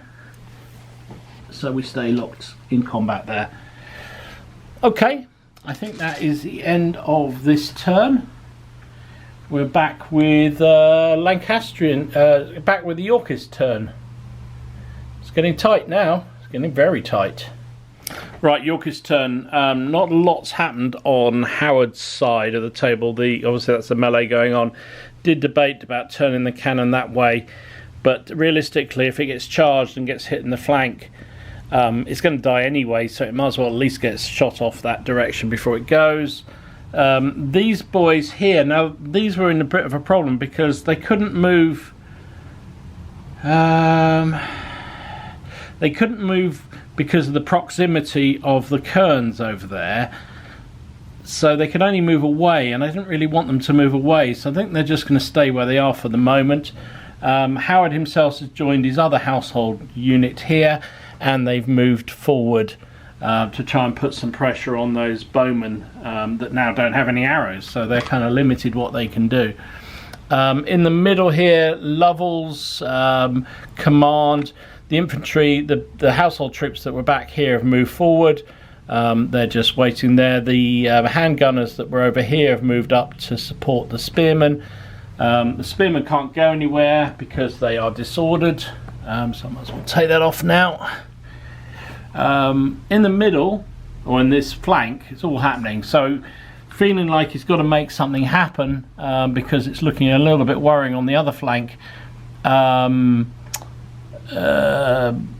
Devon had the Earl of Devon has been very aggressive. So first of all, he launched an attack with the household troops that have been fighting earlier against these men at arms. Even though they're on 5 casualties, he's launched a charge on the household troops, backed up by the handgunners. The Earl of Devon's household troops have moved out the wood to support. The Calais Gala, can you see? Let me move over here. Over here, the Calais garrison, they're eager because he's joined them. So that's his special ability. And he has, so they got a free move and then they charged. But they needed 2 to hit. So the free one was 1, and then they got 1 anyway, so that became the second. So they managed to charge home, but it did mean their supports got left behind. So we got a bit of defensive shooting. These fellas might as well use their last arrow storm at the Calais veterans coming in on them. They have 6 shots, hitting on 5s because closing fire is at -1.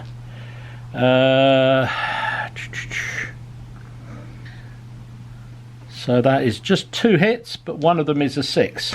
Saving on 4s, save 1, lost 1. So they're up to 2. Their break test is a 7, which I think is go disordered, isn't it? If you want to continue the charge, you go disordered. So they will continue their charge and hit their target disordered. So these boys are going to be supporting that melee, so they can't fire. So these guys can't fire as they come in, so that's it. I've got handgunners in the top there that will fire against the small crossbow unit. So it's 2 dice hitting on 5s, 1 hit. They're saving on a 4, which they save, so no effect there. There's no shooting here. The shooting over here. We've got these bowmen will fire at of that unit there. They'll lose 1 of their arrow storms. 6 dice hitting on 5s because they get cover. It's just the 1 saving on a 4, which they roll a 6, so they do. So that was ineffective again. We'll do the cannon next. That will have to fire at those same guys over there. I think it's no,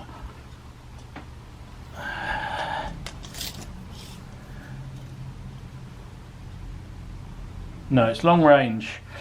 So 1 shot hitting on a 5, which they hit with a 6. So they are taking a save of maximum of 5, which they don't get. So they are doing a break test because they've been hit by artillery. Might as well do that now. They roll a 7, which is stay there disordered or fall back. I think they're going to stay there disordered. I chose not to fire this unit because they've only got the 1 shot left and I want to save it. So we're on to melees. Let's see what happens. Over here we've got the poor old crossbow unit against the Kerns. Kerns have got the gander up. Crossbow, as we know, is 3 dice. Hitting on 5s because they're shaken. You get 1 hit.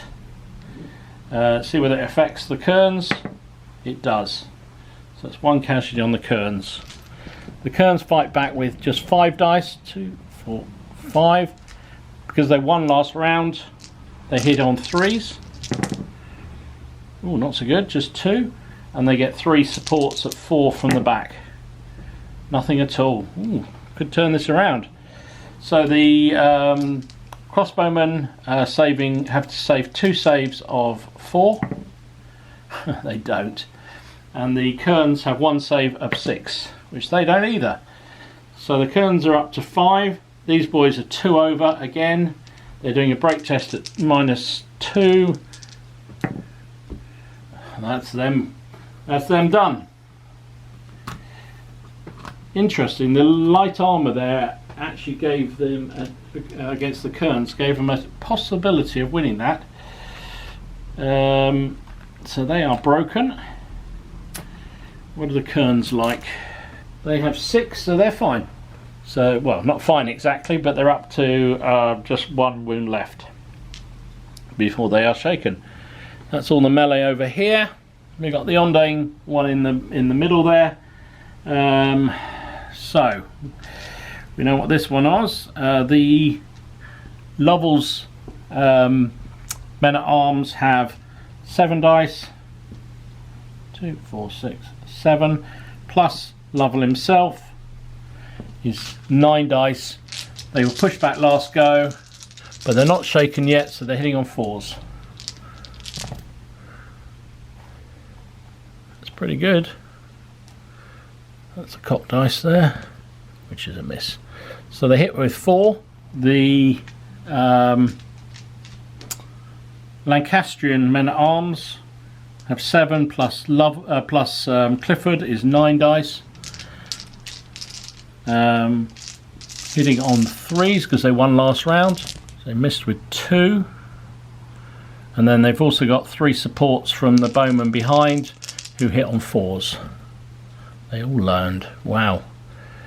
Nasty. Right, so saving rolls for the Lovell's men-at-arms are, they're taking 10 saves of 4. Wow. Well, hang on, before we do that, see if Lovell's killed. Oof, no, he's not. 10 saves of 4. Eek. Reroll that one because it's a bit cocked up. So save 2. Oh my good lord, that is terrible. 2, 4, 6, 8 losses. Oh, they're stubborn, aren't they? So they saved 1. So that's it. 4 saves for the for Cliff. Oh, see whether Clifford's killed. No, 4 saves of 4. Gets 1 reroll, which he gets as well. So he suffers 2 casualties. So 2 plays, 2, 4, 6, 7. So it's definitely a loss. Both sides, yeah, no, actually they're not. Only so Clifford's men go to 2 casualties, go to 4 casualties, sorry, and Lovell's men are lots over. So they're already on 5. They're now shaken. They get, that makes them 6. So they're 2, 4, 6 over. Oh dear. They're needing some miracle here. And that is not it. 4 is not going to help. So they are destroyed. Right. So I think he just joins the next unit because he's already done a risk to general.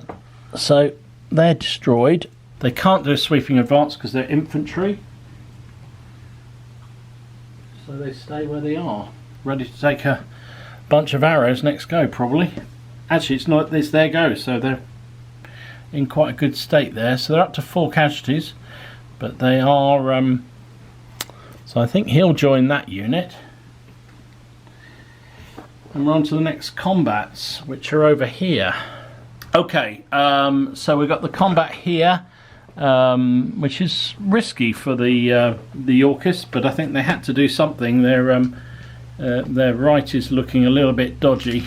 So we've got 7 dice for the charging bill and bow. Plus they get backup from 2 from the handgunners and 3 from the bill and bow on their right. So we've got a total of, well, we'll roll the dice. So we've got this lot, 7 hits at 3 because they charged. Wow. All of them. So it's 7 hits. Blimey. And then the 5 backups at 4s. So just one of those. Let's do the saving rolls for the... we'll come back to that. We'll come back to the saving rolls in a minute. Keep a bit of suspense, Dom. 2, 4, 6, 7. So 7 for the men-at-arms. Plus they've got Exeter with them, who's 2 dice. They get 9 dice, hitting on 4s. They're out of support range, I think. Let me just double check that.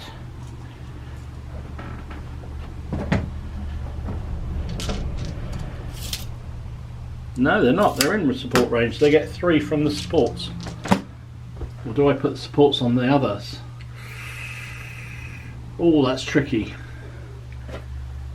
I think we're going to try and hold here. So we'll put the supports in there. So they get an additional 3 dice of supports. They are all saving on 4s. They're tough fighters as well, aren't they? So they get that. That didn't work.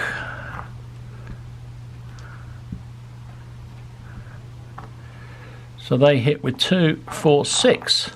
So 6 saves on Lovell's Bill and Bow at 4s. Only 2 casualties, that's all they get. And the 2, 4, 6, 8. So it's 8 saves for Exeter's men, but he needs to take a test to see whether he is killed. No, he's not. 8 saves of 4 for him, for his men. They suffered 3 losses. They saved pretty well there, to be fair. So it's 3 plays 2. Let's work out the casualties here. So these guys suffered 2. They're now up to 6. The extra casualty goes on to the handgunners behind, and they are shaken. The Exeter's men suffered 3, so they get the 6. Plus these fellas here get 2 more. So they're up to 3. So they're shaken as well. They're doing a break test at -1, which they roll a 9 for, so that will stay locked in. So both sides are shaken. However, they win the melee. And then we got one more melee, which is the Calais veterans over here, charging in on those fellas there. They've got support. No, they supported those. Don't think that one can support because it's too far back. So we've got Calais veterans get 7 dice, plus they've got the Earl himself in there, which gives them another 2. So they got 9 dice, hitting on 3s. No, 4s because they're disordered. They get tough fighters, so they get a reroll. So 1, 2, 3, only 4 hits. Well, I suppose that's 50-50. 4 hits on the defenders. They get back 7 dice, hitting on 4s. 2, 4 hits. So 4 plays 4. Let's see whether the Earl is killed. Oh, an 11 again. Blimey, I've done that twice with saving rolls. These fellas have 4 saves of 4. They saved 2 of them.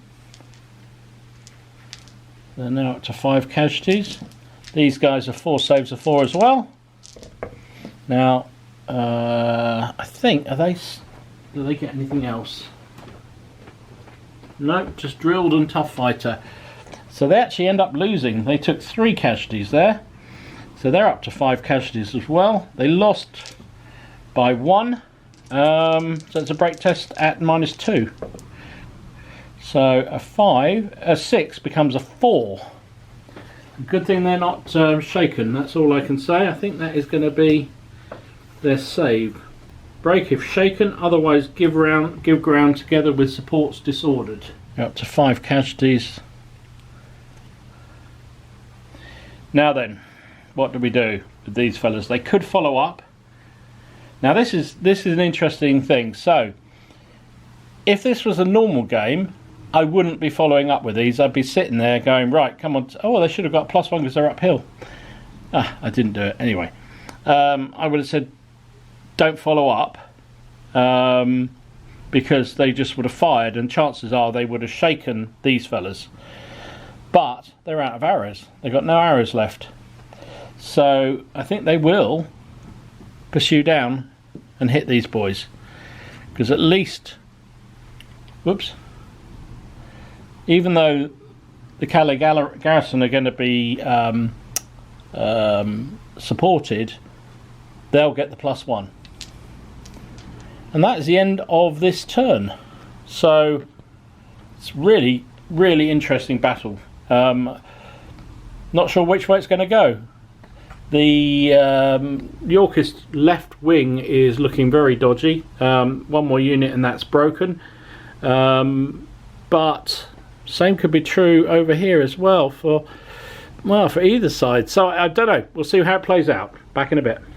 Right, so I feel like this could be the deciding turn for this game. Right, so I feel this could be the deciding turn for this game. The Lancastrians have gone for it. That's fair enough to say.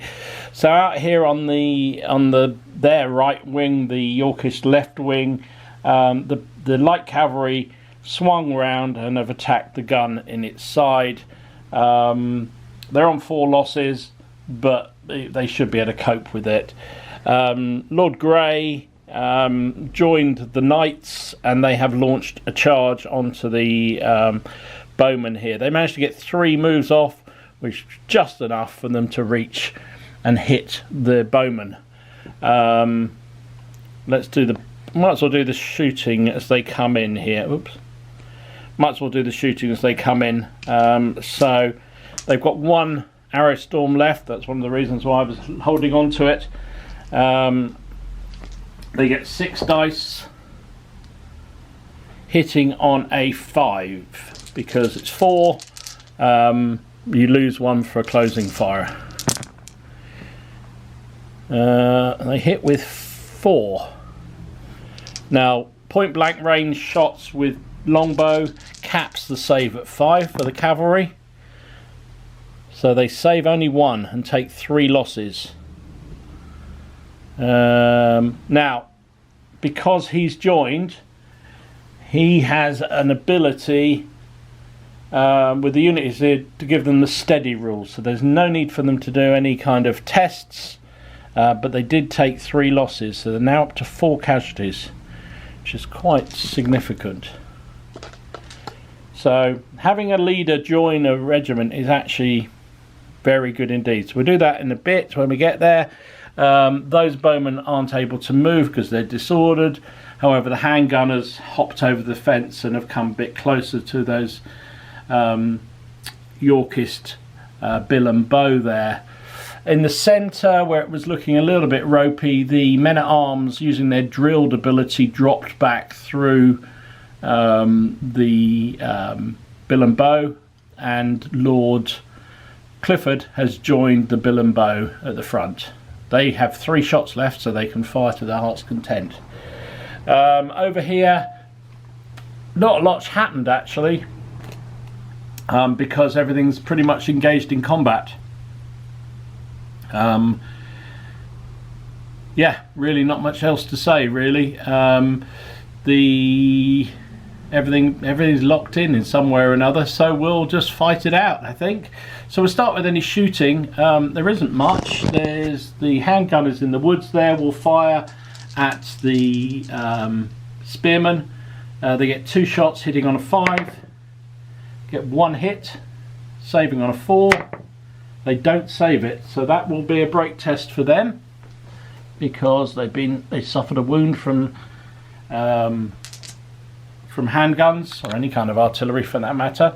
Let's see what their break test is. They rolled an 11. They're absolutely fine. Moving across, the bowmen there firing at their opposite numbers. We might as well fire a full arrow storm there. Well, I don't think you've got any choice to fire half an arrow storm, so we'll take one of their arrow storm dice is out. They're hitting on 5 because these guys are in cover. That's pretty good. That's 3 hits, including 2 6s. Whoops. They're saving on a 4. They save all of them, but they will need to do a break test. They rolled a 9, so they're absolutely loving life. So not quite the effect we were hoping for there. If you're a Clifford fan, we got the handgunners firing there. 3 shots, hitting on 5. That's 2 6s again. Blimey. These are on a 4. Oops, that's definitely a cocked dice there. 2 losses. Ouch. and that will be a break test because they got hit by artillery. And then these fellas will fire. Oh no, they haven't got any there. See, they haven't got any shots left, so they can't fire, which is intriguing. So I might as well do the break test for this group. They roll a 7, so that is stay there disordered or retire in good order. I think they're going to have to retire in good order. There we go, they fall back. And that's all the shooting we've got. Oh, by the way, the Kerns weren't able to move. They failed on their move. So we've got some melees. Let's start with the cutting down of the gun crew. I think that's probably the most appropriate thing to do at this stage. Gun crew gets all of 1 dice. The cavalry, even though they're a bit mullered, 7 dice. They're hitting on a 3. Cannon's hitting on a 5 because it's been hitting the flank. Cannon hits, and these fellas get 4 hits. So saving throws for the cannon, I think. Where's the cannon's armour? 6+. Not one of them, so all 5 go through. So it's now up to 6 casualties. And the 1 hit on the cavalry, 4, 5+, that's 1 on them too.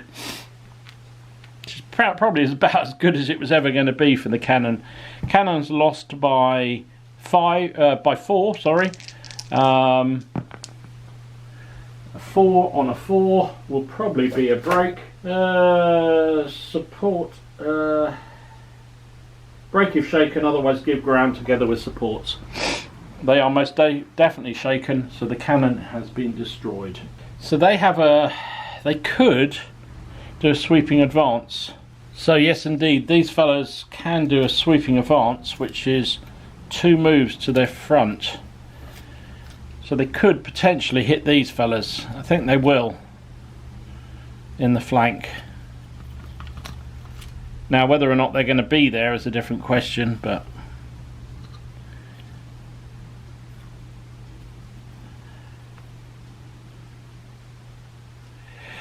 they spent the whole game trying to get around the flank, those light cavalry, but they finally did. So, right, let's do the big one. I'm interested to see how this one plays out.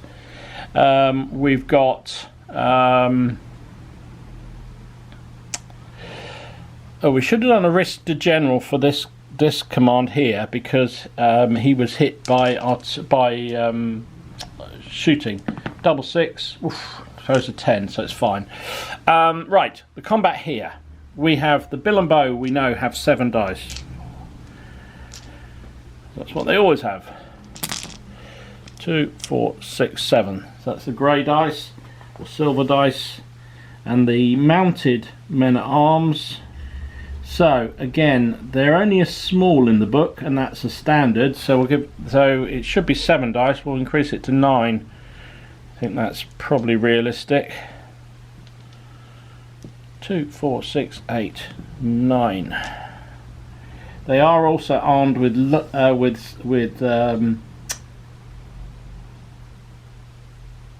a lance, which gives -1 on the saving roll, I believe.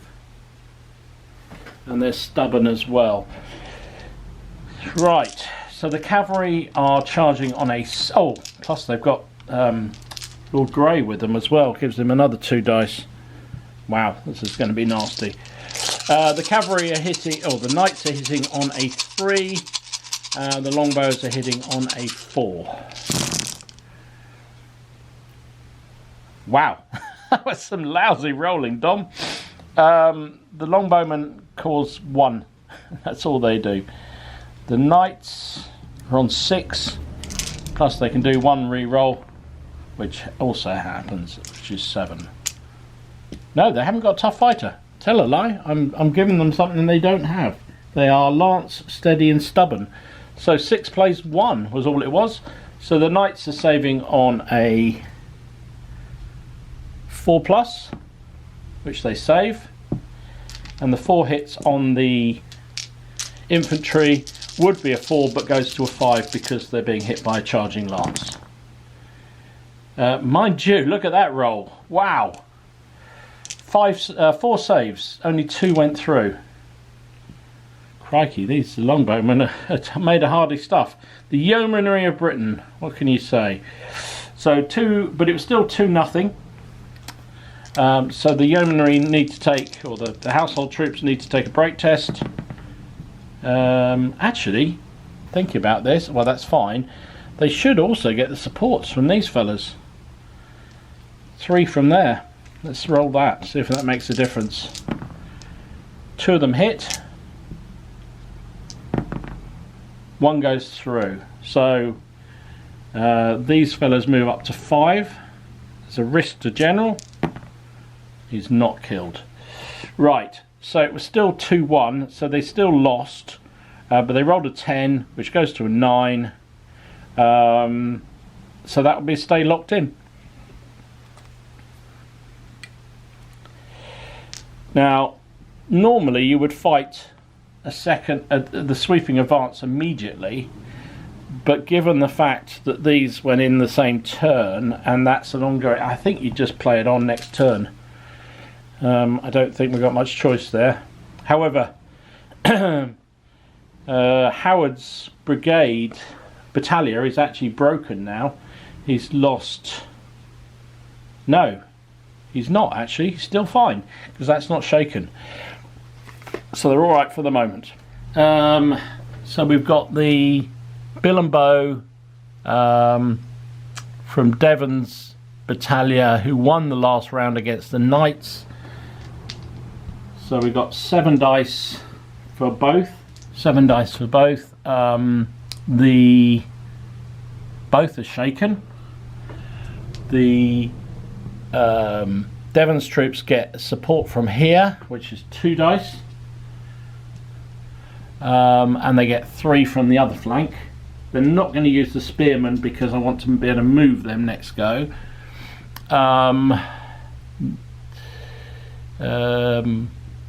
Exeter's troops, he's got himself with them, so that gives him actually a fighting value of 3, so it gives him 3 dice. And they've got the support from the bowmen behind, which gives them another 3. So let's start. Oh, let's start with the active team. So it's actually the Lancastrians first, so we'll start with Exeter. Sorry. The front guys plus Exeter gives us 10 dice. They are shaken, however, so hitting on a 5. You get tough fighter still. So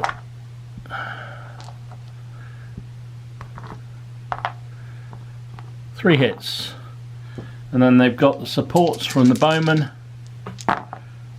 who hit on 4s. That's 2 more, so they've got a total of 5 hits.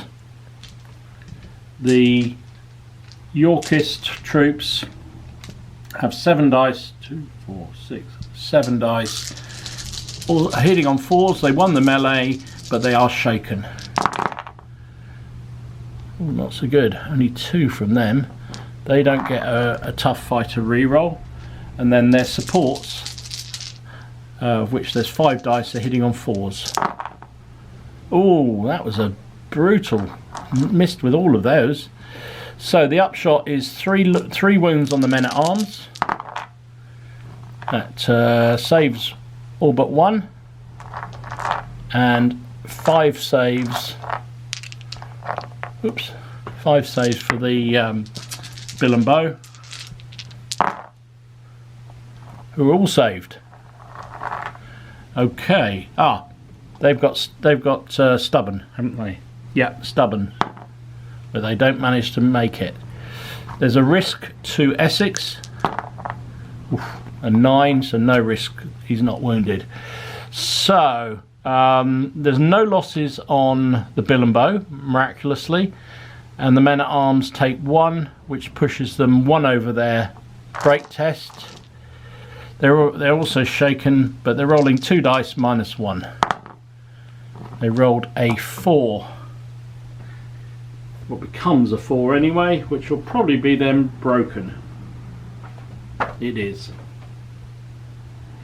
We'll then need to do a break test for the supports, who roll a 5, which probably be a break, fullback disordered. Break if shaken, otherwise give ground together with supports. It's not going so well for them this time, so the extra casualty from the men at arms goes on to the bowmen. They are now up to 4 casualties, and they're pushed back. Not quite shaken. Exeter will have to join them. The bill and bow can't advance because they're shaken. However, I think what they'll do, they have the option to fall back instead, so I think they will do that, fall back behind their handgunners here, mainly because it saves them being the risk of being shot at or attacked in some way and dying. That probably makes more sense. Okay, we've got the Calais garrison, who actually lost last turn, who have 7 dice, plus they've got Earl of Devon with them, gives them 2 dice. The bill and bow they're up against have 7 dice. So we'll start with the turning, the player that's actually their turn. So let's start with Exeter's men. They won the last melee. They're not shaken, so they are hitting on a 3. Whoop. That's 3 hits. Sorry, I can't really show where the dice are. Let me move back. There we go. So only 3 go through. The Calais garrison, oh, they've also got supports, I forgot about them. So Calais garrison, I'll roll their dice first with Bath with Devon with them. They are disordered and they lost, so they're hitting on 5s, but they do have tough fighter reroll. So what did they manage to do? 5s. They got actually pretty good. That's 4 hits from them, and they've got 3 supports from the guys behind them, who get 1 as well. So the Exeter's men took 5 hits, saving on 4s. They lost 2. The Calais garrison took 3 hits. They saved 2 and lost 1. So they definitely win that combat 2-1. There's a risk to Earl of Devon, but he's safe. So Earl of Devon won this time. So they are now taking a break test. They're also now shaken, as are the Calais garrison. But Exeter's Bill and Bow are going to have to take a break test. It's a straight break test. The Exeter's men need to break test, straight break test. Whoops. And they've rolled a double 1. They are gone. They are gone. So 2 of Exeter's units break in that turn. I thought it was going to go the other way. I really did. So he's barely hanging on. He's only got 2 of his battalion left now. However, the Yorkists are suffering. They're now shaken and disordered. They're pretty knackered. These 2 are pretty intact. They're shaken. Spearmen are okay. So are the middle ones. So yeah, they're doing okay. So I think as it stands, heading into York's turn. I think the chances are the Yorks should have this, but we'll see how it plays out.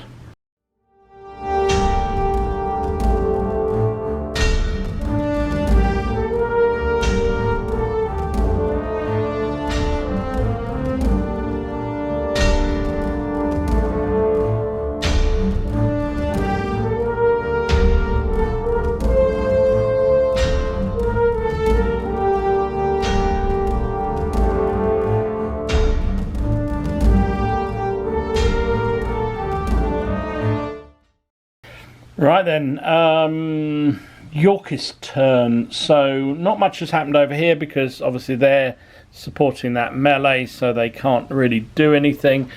Over here in the middle you can see the Flemish spearmen have swung round and charged the handgunners that were lining the hedge there. They've got support from some Burgundian handgunners there, so that's useful. These guys are just waiting to get some shooting off. Lovell moved and has rallied off a casualty off this bill and bow, household bill and bow. And over there on the wing, all 3 units have moved forward to fire arrows at the final Exeter bill and bow unit over there and try and break that. The Calais garrison, nothing much could happen with them because up on the hill there, because they are shaken and disordered, and because they're disordered I couldn't rally off a casualty, so they'll stay as they are. So we've got shooting to start with. Right, we'll start with the longbowmen here on the hill. That's the first volley actually. They are pure archers, so they get a re-roll for being marksmen. They hit on a 4. Oof. That is 4 hits, 4 saves of 4, 2 dead. Mark up the casualties separately so I keep an eye on what's going on.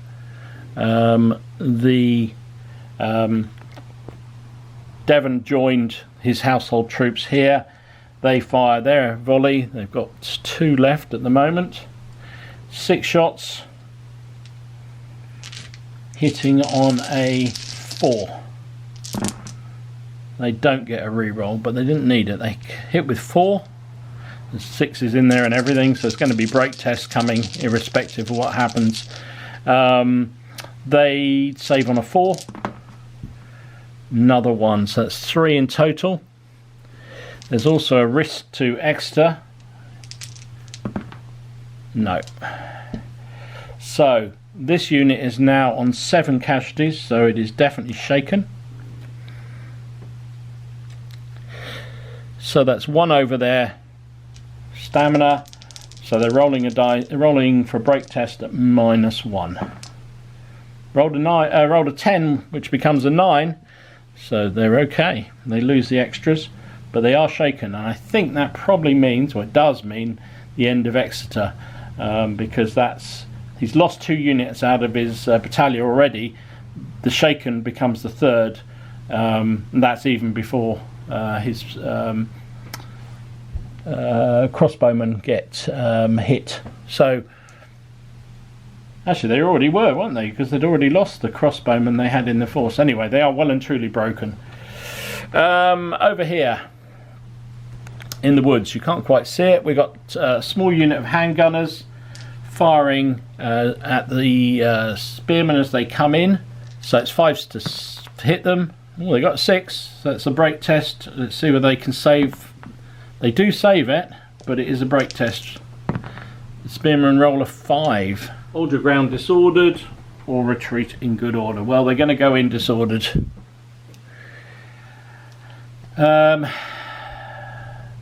I might as well do the melee while I'm over here. It's out of sequence, but what the hell. 2, 4, 6, 7 for the spearmen.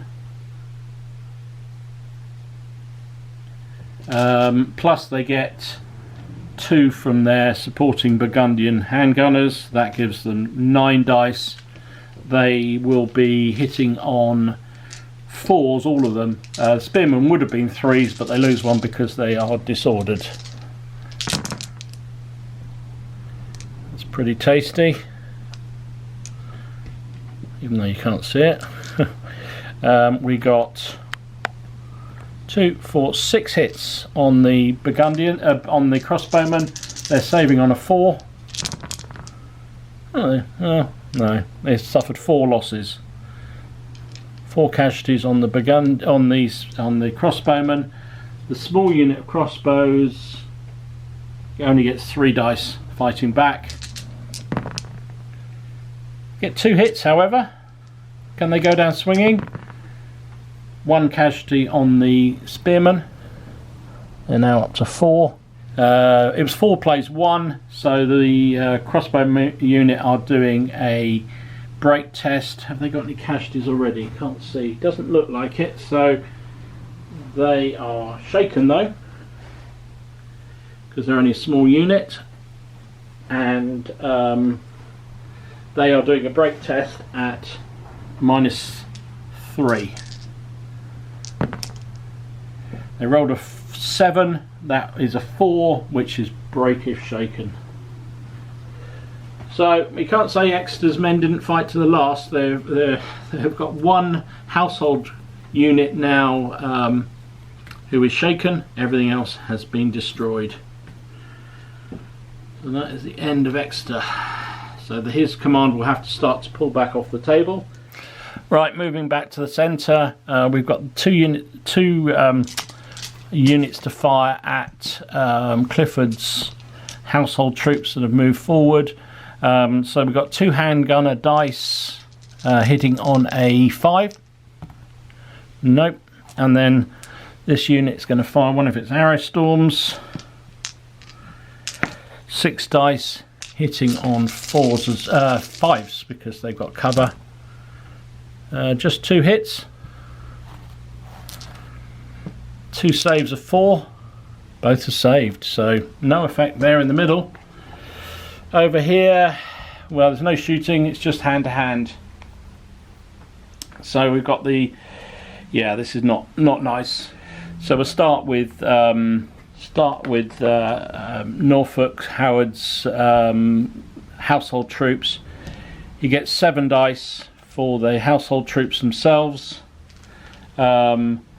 They are not shaken, but they lost last round, so they're hitting on a 4. They've been hit in the flank, which makes it a 5.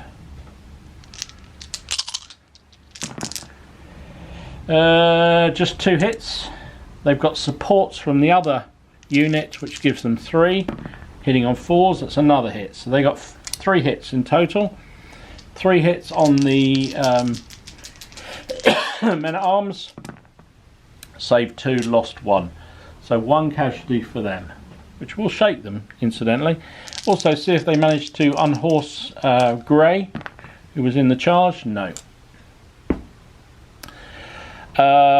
The knights, men-at-arms, sorry, I should say, mounted men-at-arms on a sustained value drops down to 6 because it's subsequent round. They also don't get the lance, obviously, but they did win last round. They also get Lord Grey, who's with them, who is a 2.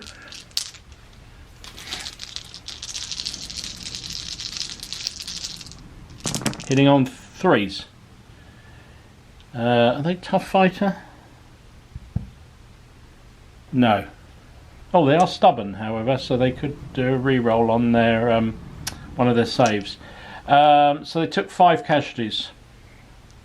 Or 5 went through.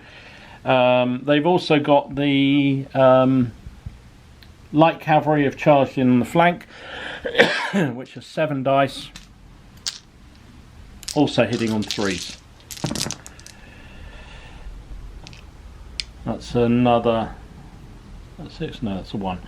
It's another 3 hits. So 8 hits have gone through on the men-at-arms, on the household troops. 8 hits. Do pretty good at saving. Only lost 2. They're tenacious, that's for sure. I do need to re-roll the save for the men-at-arms because they have got stubborn, which they don't manage to take. So the result of the combat is 2 versus 1. That's all it was. The saving was great. In fact, the men-at-arms didn't really do very much in the second round, as you'd expect, really. But it's still a break test at -1 for Howard's men. And they rolled an 8, which goes to a 7. Give ground in good order with supports. They will continue. Or shall they? Well, they're now shaken. But I think they can continue to carry on following up even though they're shaken. Let me double check that. Yeah, so they can follow up if they wish. Is it worth it? So they will be shaken in combat, but they are following up, so that gives them +1. It's it's Lancastrian turn next, so he could try and rally off a casualty, but I think he's got to keep the pressure on. They're going to follow up. There we go. That is the end of that turn. Well, actually, it isn't as bad as I thought. I thought the Yorkists were going to absolutely cream this turn, but they've broken Exeter. So that's not looking so good. But Clifford's still relatively okay. And Grey is definitely okay. It's whether or not Norfolk can hold on long enough for a victory to come. We shall see. Right then, in the sunshine, it is Lancastrian's turn. So what happened? Well, not much over this flank, other than the Kerns have decided to put their muscle in and supporting their the knights there. Could be risky because the knights are shaken. Both the Kerns and the light cavalry are one of being shaken. If these household troops manage to do enough casualties, they could potentially shake both the supporting units, because remember, any excess casualties go on to the extras, which would then break Grey's right wing. Was it worth the risk? I don't know. Time will tell. They tried to move the dismounted cavalry forward, or dismounted archers forward, but they failed to move. And I didn't risk the reroll because it was the first order I'd done this time. So because I had bigger fish to fry in the centre. So Clifford has decided really time is against the Lancastrian cause here, and he has he was already with his household bill and bow, and he got them to charge against Lovell's bill and bow. The handgunners have moved up to support.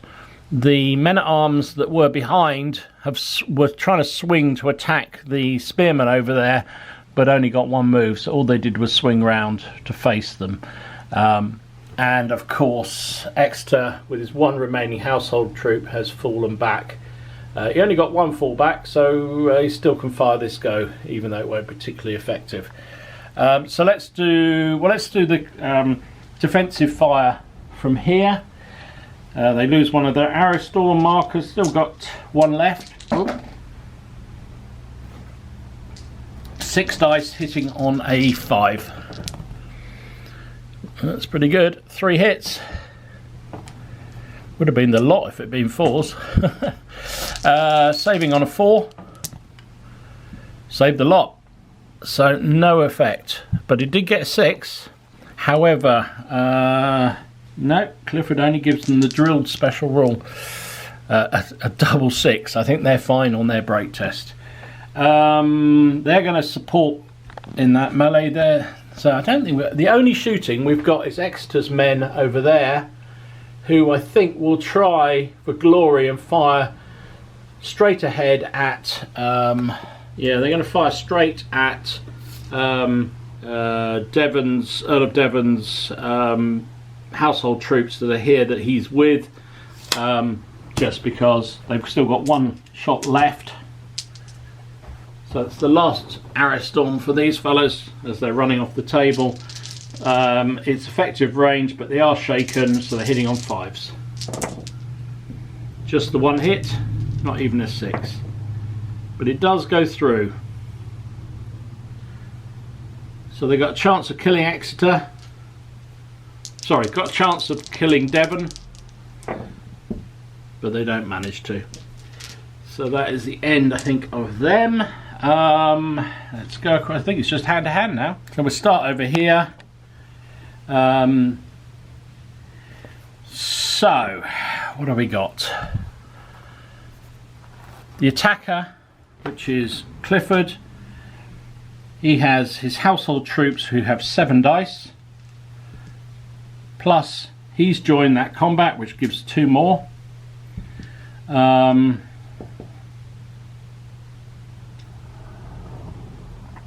And then he's got 3 supports from the handgunners on his right. I'll do the handgunners separately because they're different factors. The charging troops get hit on 3s. Not so good. Missed with 4. So 5 go through. And then the supports, 3 dice of 4s, nothing at all. So 5 hits.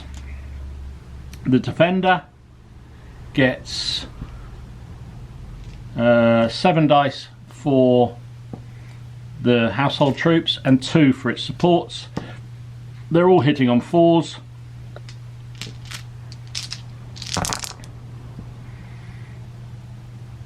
Rather better, actually. 2, 4, 6, 7 hits.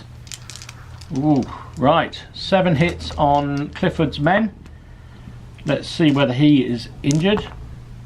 Oh, an 11. No. 7 hits against them, saving on a 4. 2 go through.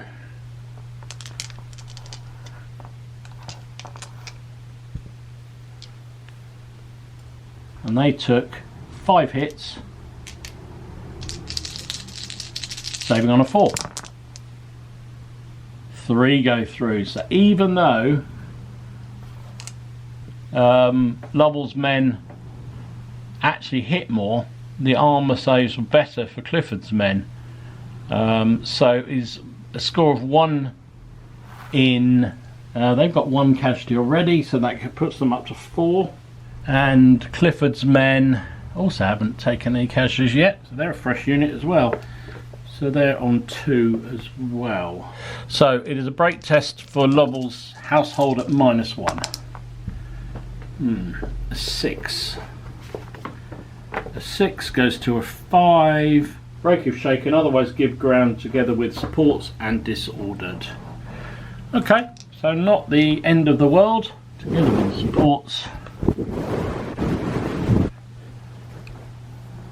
And are disordered, and these fellas will follow up. Right, we're on to the big melee here. This is going to be complicated. So let's start from the attacker's point of view. The mounted men at arms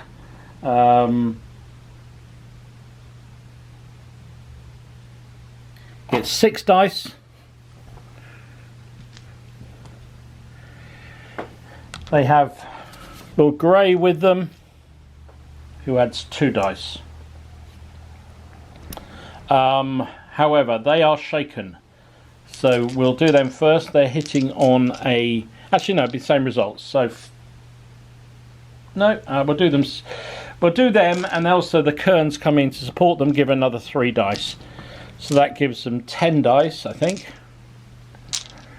2, 4, 6, 8, 10. Yeah, hitting on 4s. Wow, that's pretty good. 2, 4, 6, 7 hits. Wow. Plus, they've got the guys coming in from the flank. They are light cavalry, light horse, 5 dice on their sustained, hitting on 3s. Another 3 hits. So we've got 3, 6, 9, 10 hits on those household troops. They fight back with their 7. They're not shaken, so they're hitting on 4s. They've also got the support from these boys, which is another 3 dice. So they are hitting on 4s.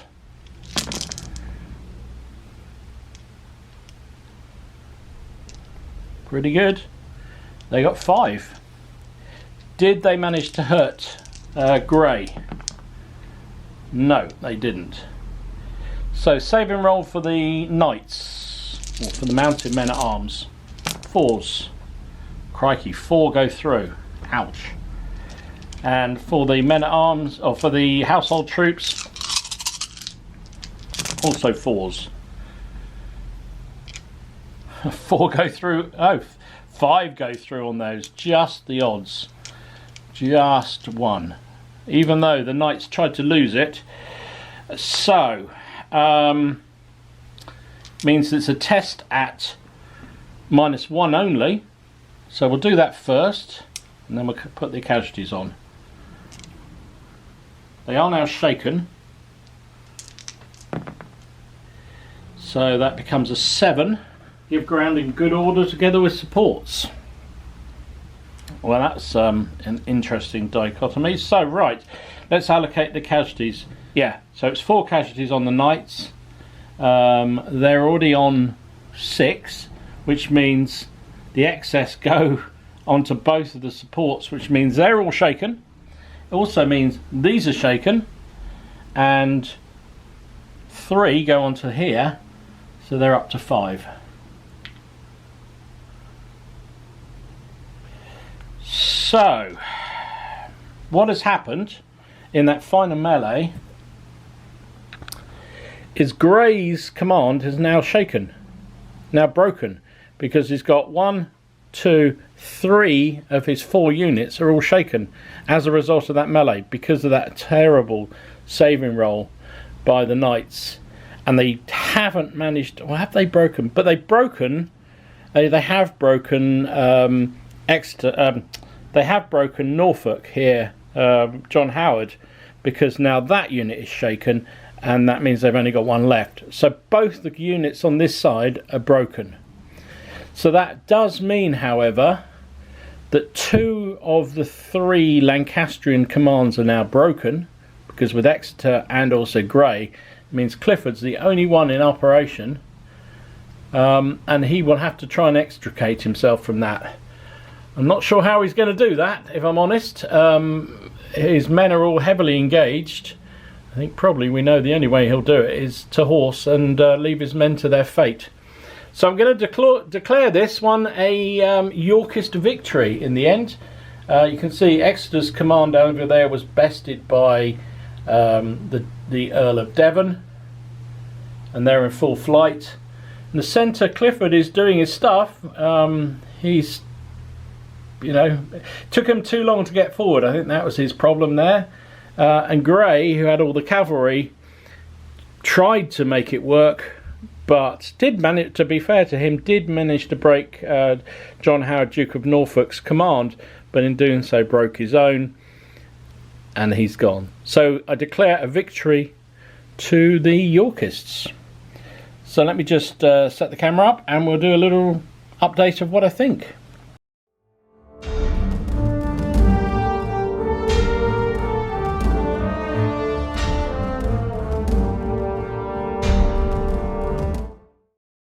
So what did I think of the new Hail Caesar War of the Roses supplement? Well, I mean, I think you can probably tell by the game, if you've watched this far, that I really enjoyed them. I think the period is one that I absolutely love. I think it gives some really good games. And the supplement, I think, for all my concerns about it, not that they were massive, but I had a few little worries and niggles about it, I think it plays really well. Now, it's not without issues. So what were the things I looked at in my video about my concerns? Arrow Storm, absolutely love the rule, no concerns with playing it. I actually think it adds a lot to the game. The fact you only have 3 shots with your longbow units means you have to pick and choose when to use them. They can be devastating, yes, But given the fact that your targets, if you're firing against other household troops, have a saving roll of 4, it shouldn't be too bad if you get reasonable luck. Of course, there's always days when your luck just goes completely haywire, in which case, you know, we're all screwed, whatever we play. Men-at-Arms. Now, a lot of comments online about men-at-arms. I had one on the little short I did on this battle. What does it mean for men-at-arms? So the first thing to say is the author's view, which I think is probably backed up by history, is that men-at-arms were not kept in distinct units. They were spread out amongst their household troops to strengthen and put some, you know, put some backbone into them.